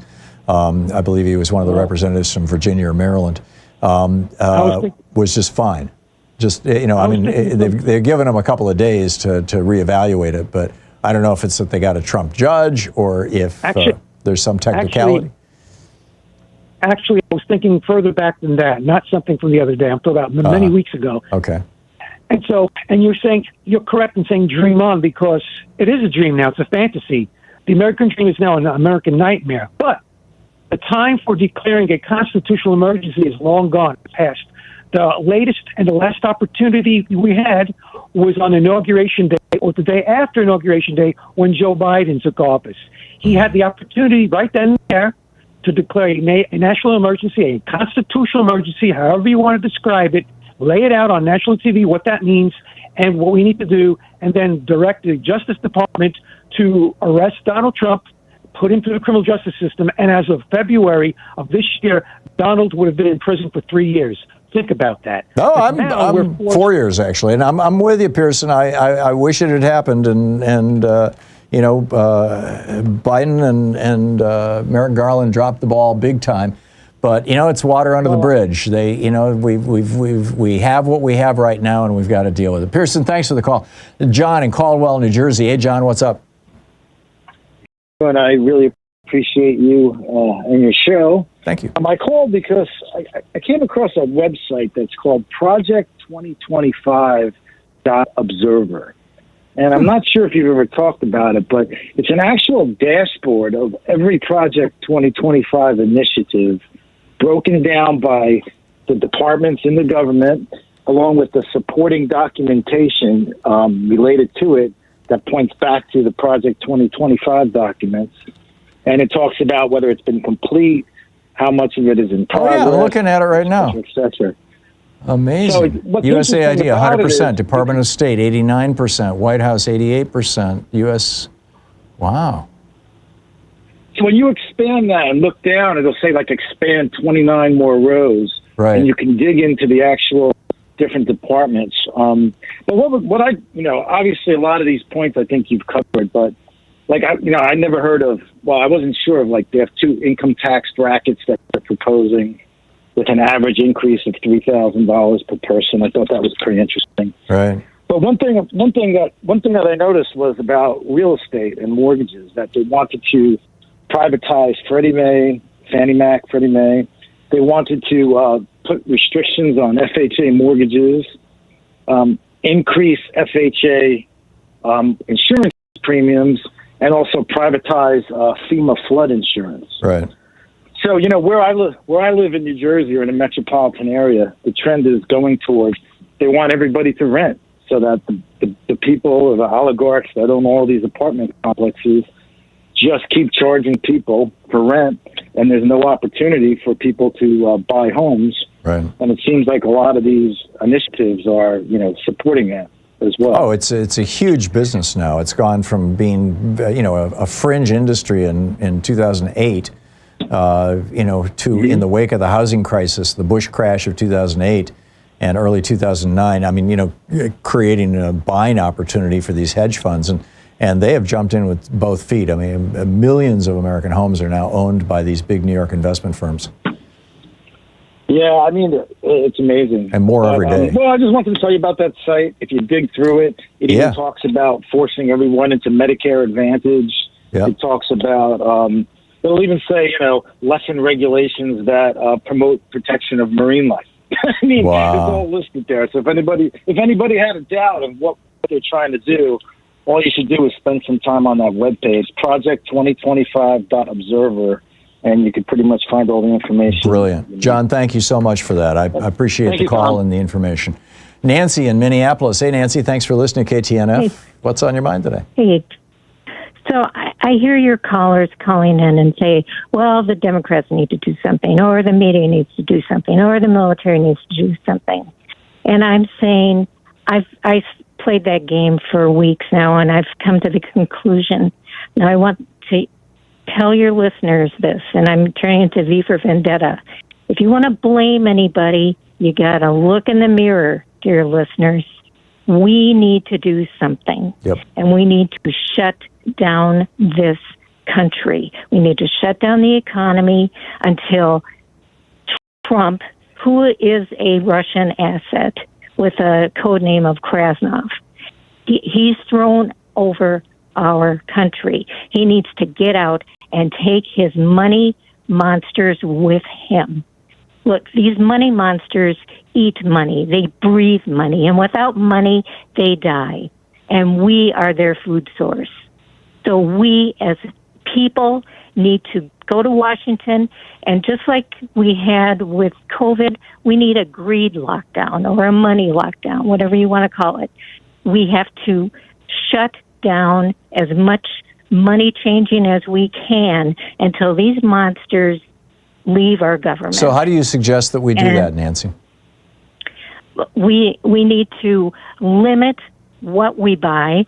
Just by the I get. No, I know how everybody stops engaging in economic activity. In France, you got 80. I think it's 87% unionization. So the unions get together and they say, okay, we're going to declare a national strike. Same thing in Germany. The same thing in Sweden. We have in the private sector 11% union density, and many of these unions are scared to death of getting actively involved in anything. How are you going to get enough Americans to stop buying something for a long enough period of time? I mean, there's that one-day thing last week or 2 weeks ago, and it had absolutely no effect because the next day people just bought twice as much stuff. How are you going to do this for a long enough period of time to have an impact? I have not heard anybody actually give a reasonable, an answer to that question. I don't think there is an answer to that question. I think there is. I mean, for one thing, I think it needs. Okay, so if you reduce what you buy. No. How do you reach? You're going to have to reach at least 100 million people to do this. How are you going to do that? Oh, at least by saying on April 5th it starts. Saying how? To whom? Where? To go to Washington D.C. Okay, I want to see if calling my show. I mean, you might reach 1 million people, but that's A, nowhere close to what it's going to take, and B, not everybody's going to comply. I just, we don't have the infrastructure in this country because the Republicans have suppressed unions so successfully for so many years to pull this kind of thing off. I do think, though, Nancy, and I agree with your sentiment, that we need to get everybody into the streets right now. That is something that'll be a hell of a lot easier, and I think it'll actually have more impact. Nancy, thanks for the call. You're listening to Thom Hartmann. Visit ThomHartmann.com for audio and video archives. The last time we had a national boycott that had any impact was grapes back in the 60s, and it actually, there was not an act. It was more of a moral force.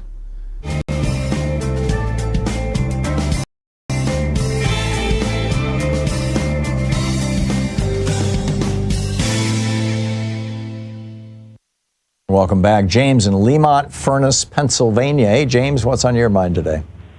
Hey, Tom. I sent an email to SCOTUS today, the Supreme Court of the United States. Mm-hmm. And to get on that site, all you got to do is start writing in Supreme Court of, and I went that far, and the site came up. And I just clicked on it and went on there, and I sent them an email saying that mainly directing it to Judge Roberts, because I read an article a few days ago in The Guardian about Roberts saying that he regrets changing that given a sitting president of the United States immunity from prosecution. Right. And Citizens United. Goes back to 2010. I doubt that he regrets either of those things, but he certainly has not expressed any public regret for either of those things. What makes you think that he does? I mean, he came out last week and he said the way to deal with a judge whose decisions you don't like is by appealing, not by impeaching. That's as far as he's gone, and that was there was a small slap at Donald Trump, but Trump is just laughing at it. Well, this was in the Guardian. Right. So it was speculation. Well, it was an article, and anyway, if everybody would get together, and I've also sent emails to 4 different senators telling them the same thing, to get in touch with Judge Roberts and put a bug in his ear to reverse those decisions. Yeah. Because if you don't, that's the only way you're going to stop Trump. Yeah, no, I get it. James, thank you very much for the call. Excuse me, Brian in Tacoma, Washington. Hey, Brian, what's up? Hey, I'm leaving the country in early April, which means I'm coming back into the country in early April. And based on what you were talking about earlier today and just what's going on, I'm seriously considering the need to scrub my phone of photos, emails, texts. I have been at I've been at Tesla protests, which is, according to some, Pam Bondi, an act of terrorism. I'm an American citizen, but I'm a white male. None of that stuff should matter, but it kind of, those things, quote unquote, protect me from what I'm talking about. But also, I have a very Jewish last name. I've been to Cuba 23 times, and I'm a dual citizen as of the last 4 years with Germany because of my Jewish grandparents. So all those things could be red flags coming back in. People will say, oh, you're an American citizen. It can't happen to you. Yeah. I would say, BS. Why can't it? Yeah, Trump it's estimated that during his first term, he deported over 70 American citizens. I mean, he just deported a 10-year-old American citizen girl, interrupting her brain cancer chemo. You might want to think about taking a burner phone along with you. Well, I mean, I got to take my regular phone too. I get it. So yeah. Why? I mean, I'd have to buy a new phone, for starters. But I think you're probably more concerned than you need to be, Brian. But that opinion might change very rapidly as time goes on. I mean, these are the things that we have to start thinking about, which is totally bizarre. But I get it, Brian. Thank you for the call, and good luck. And I hope you have a great trip. We'll be back in just a second. Stay with us.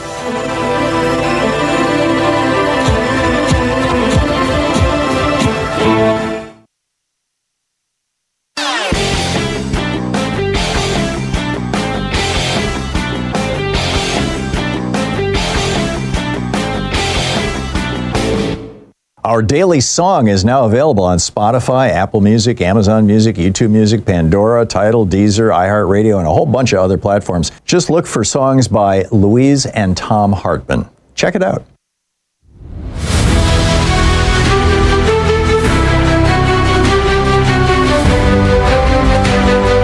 9 minutes before the hour, picking up your calls here. Carol in Coeur d'Alene, Idaho. Hey, Carol, what's on your mind today? Hello, Tom, and hello, Louise. I know she's listening. Hey, Tom, I just had a kind of a similarity to Churchill was facing and what you're trying to do too. He, just really quickly, the the Prime Minister at the time in 1935 was Samuel Baldwin, and he wasn't getting the idea that Hitler was actually rearming it. And Winston decided that he must become an engineer, at any rate, a conductor or stoker. That's kind of what you're trying to do. Mm-hmm. But if you don't mind, it does work. I have 6 lines that I can read really quickly. Okay, it was Churchill learned it when he was a schoolboy in the 1883 issue of Punch in England. Here's the 6 lines. Who's in charge of the clattering trains? The axles creak and the couplings strain. The pace is hot and the points are near, and sleep has deadened the driver's ear. And the signals flash through the night in vain, for death is in charge of this clattering train. So I just wanted to kind of end Did Churchill write that, are you saying? No, he read that and memorized it. It was in the 1883 issue of Punch. Oh, yeah, okay. That you said that, yeah. Okay. Yeah. Fascinating. Right at the time. Fascinating. So in other words, you're saying that we need to be ringing the alarm bell the way the Churchill was back in the 30s. Exactly. Yeah, no, I completely agree with you, Carol. I completely agree. Well said. Carol, I need to move along, but thank you for the call. Thank you so much. I appreciate it. Paul in Woodinville, Washington. Hey, Paul, what's on your mind today? Well, I didn't hear every single word that you had with your guest from the post office, but we first of all have to remind everybody that the post office is outlined in Article 1, Section 8, which is the expressed enumerated powers of Congress. I don't know if that was mentioned, but Donald Trump and Elon Musk have absolutely no authority to privatize it. The first thing we have to do, Tom, is start talking about in terms of the Constitution. This is what's going to save us. None of what Donald Trump is doing is constitutional. And I will cite two cases. The first one, Youngstown Sheet and Tool versus Sawyer, when President Truman tried to take executive powers. This was in a time of war. This was the Korean War. That's the reason. And tried to take possession of the Youngstown Sheet Metal Company. And the court ruled that the only powers that the president has are what are either expressly or implicitly outlined in the Constitution, or that the Congress has previously passed. And the Congress never passed any laws. Which kind of contradicts John Roberts' ruling that Trump is immune from prosecution. That's not. We're not talking about prosecuting him. It's just we're talking about his. No, my point is that Supreme Court precedents. We can talk about them all day long, but I think they're now officially irrelevant. Oh, well, then we are screwed. Yeah. Because the other one is that all of what they're doing was also overturned in the Clinton New York City versus Clinton in 1996, and that was about the line item veto. Yep. It was a violation of the presentment clause and you just mentioned the presentment clause. I remember. Article 1, Section 7. But if the Supreme Court, if the conservatives on the Supreme Court, and particularly John Roberts, had any concerns now, they would have accepted any one of a dozen or more cases that have been presented to them that could have shut down any of this stuff, and they haven't. They haven't granted cert they granted cert to one case, to the best of my knowledge, unless you know something I don't. Well, there may also be in these cases, especially in the Clinton case in '96, the Congress passed the law. But that was a different court. Congress passed the law, but then they said that Congress didn't have standing to contest it, and it was private entities that did. You look at this. I was just talking to a friend of mine yesterday who's he's retiring as an R&D chemist at a company he's been at for about 33 years. And he just said, I submitted my last patent, but fat chance of it going through because he says, I submitted the patent to the patent office, but I also have to submit, because it's chemistry, I have to submit my information to the EPA. Fat chance it's going to get reviewed, see?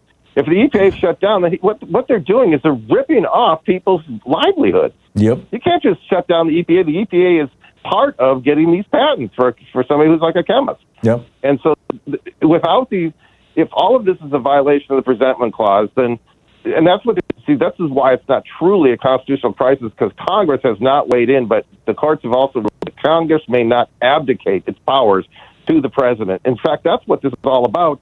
If you talk about getting rid of the regulatory agencies, the original theory was that Congress, that was an unconstitutional delegation of congressional power. Well, then, if that's the case, if that's what Trump is going on, they sure as hell can't take enumerated powers from Congress. Yeah, I get your logic, Paul, but look at what they just did with the Chevron deference. Paul, I got to run. Thank you for the call. It's always good to hear from you. Thank you for being with us today. We'll be back tomorrow, same time, same place. In the meantime, don't forget, democracy is not a spectator sport. It requires all of us. That includes you. Indivisible.org, 5050.one, ONE. A lot of great work being done out there that we can participate with. Reach out to your member of Congress, 202-224-3121. Tag, you're it. I'll see you tomorrow. Have a great afternoon. Be good to yourself and the folks around you. Stay safe, and I'll catch up with you on the other side.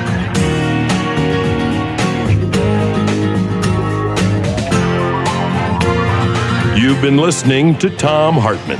For audio and video archives, visit thomhartmann.com.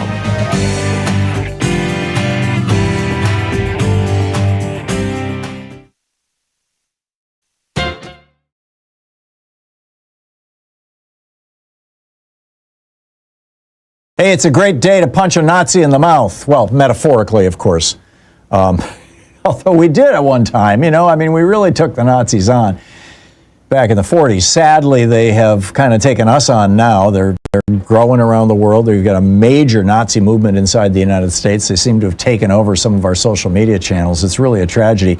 And that's why Free Speech TV is so important, because we are the antidote to the Nazis. We are fighting the Nazis. We are the ones who are exposing the Nazis and all the other bigots and haters, and you get it. And today, a special treat, the next to the last day of our fund drive, whatever you give today will be doubled. Doubled. Your $50 becomes $100. Your $100 becomes $200. Your $1,000 becomes $2,000. Your $10 becomes $20. Whatever it may be, here's your punch a Nazi moment by calling 877-378-8669, 877-378-8669, or going to freespeech.org/donate, or just freespeech.org and click the donate button and making your contribution. Two ways to give, as you know. There are the regular monthly contributions, and I encourage you to please always sign up for those when possible. Even if it's just a little tiny bit of money, $4 a month. Hey, it's going to well, there might be a minimum of $5, I'm not sure, but whatever you can afford comfortably, don't hurt yourself here, but please, we're getting toward the end here. We've got, today and tomorrow, and that's it, and we're still behind. So please, with the one-time gifts, you have your choice of the bumper stickers, Select a Clown, Expect a Circus, or This Is Not Normal. With a $120 gift, you have your choice of Sonali's book, talking about abolition, or my book, The Hidden History of the American Dream, autographed by the author. With a $1,000 gift, you can get all 10 of the Hidden History books. And by the way, that $1,000 gift becomes $2,000 today and today only. Or with a $1,000 gift, you can come to Portland and hang out with us for a meet and greet. Hang out here for the third hour of the program, and then I'll take you next door and we'll buy you lunch. So those are your one-time gift options. Of course, the monthly options, whatever you want, they can be very different. In the meantime, while you are calling or going to freespeech.org and filling out the form and making your contribution, here is Franklin Delano Roosevelt speaking about punching Nazis, punching some Nazis. To American naval and military forces, I regret to tell you that very many American lives have been lost. In addition, American ships have been reported torpedoed on the high seas between San Francisco and Honolulu.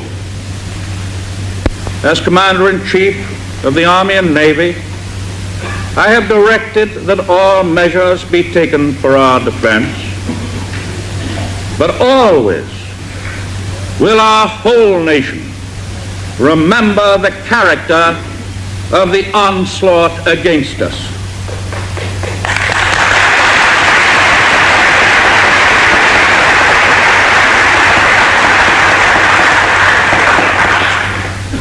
No matter how long it may take us to overcome this premeditated invasion, the American people in their righteous might will win through to absolute victory.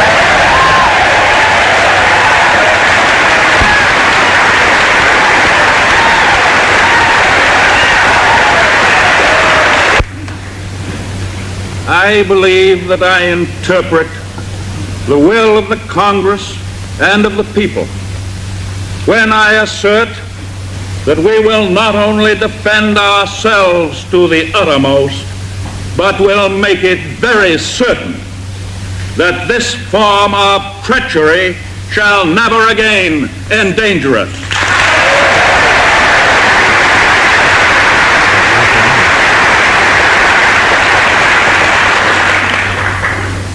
Hostilities exist. There is no blinking at the fact that our people, our territory, and our interests are in grave danger. With confidence in our armed forces, with the unbounding determination of our people, we will gain the inevitable triumph So help us God.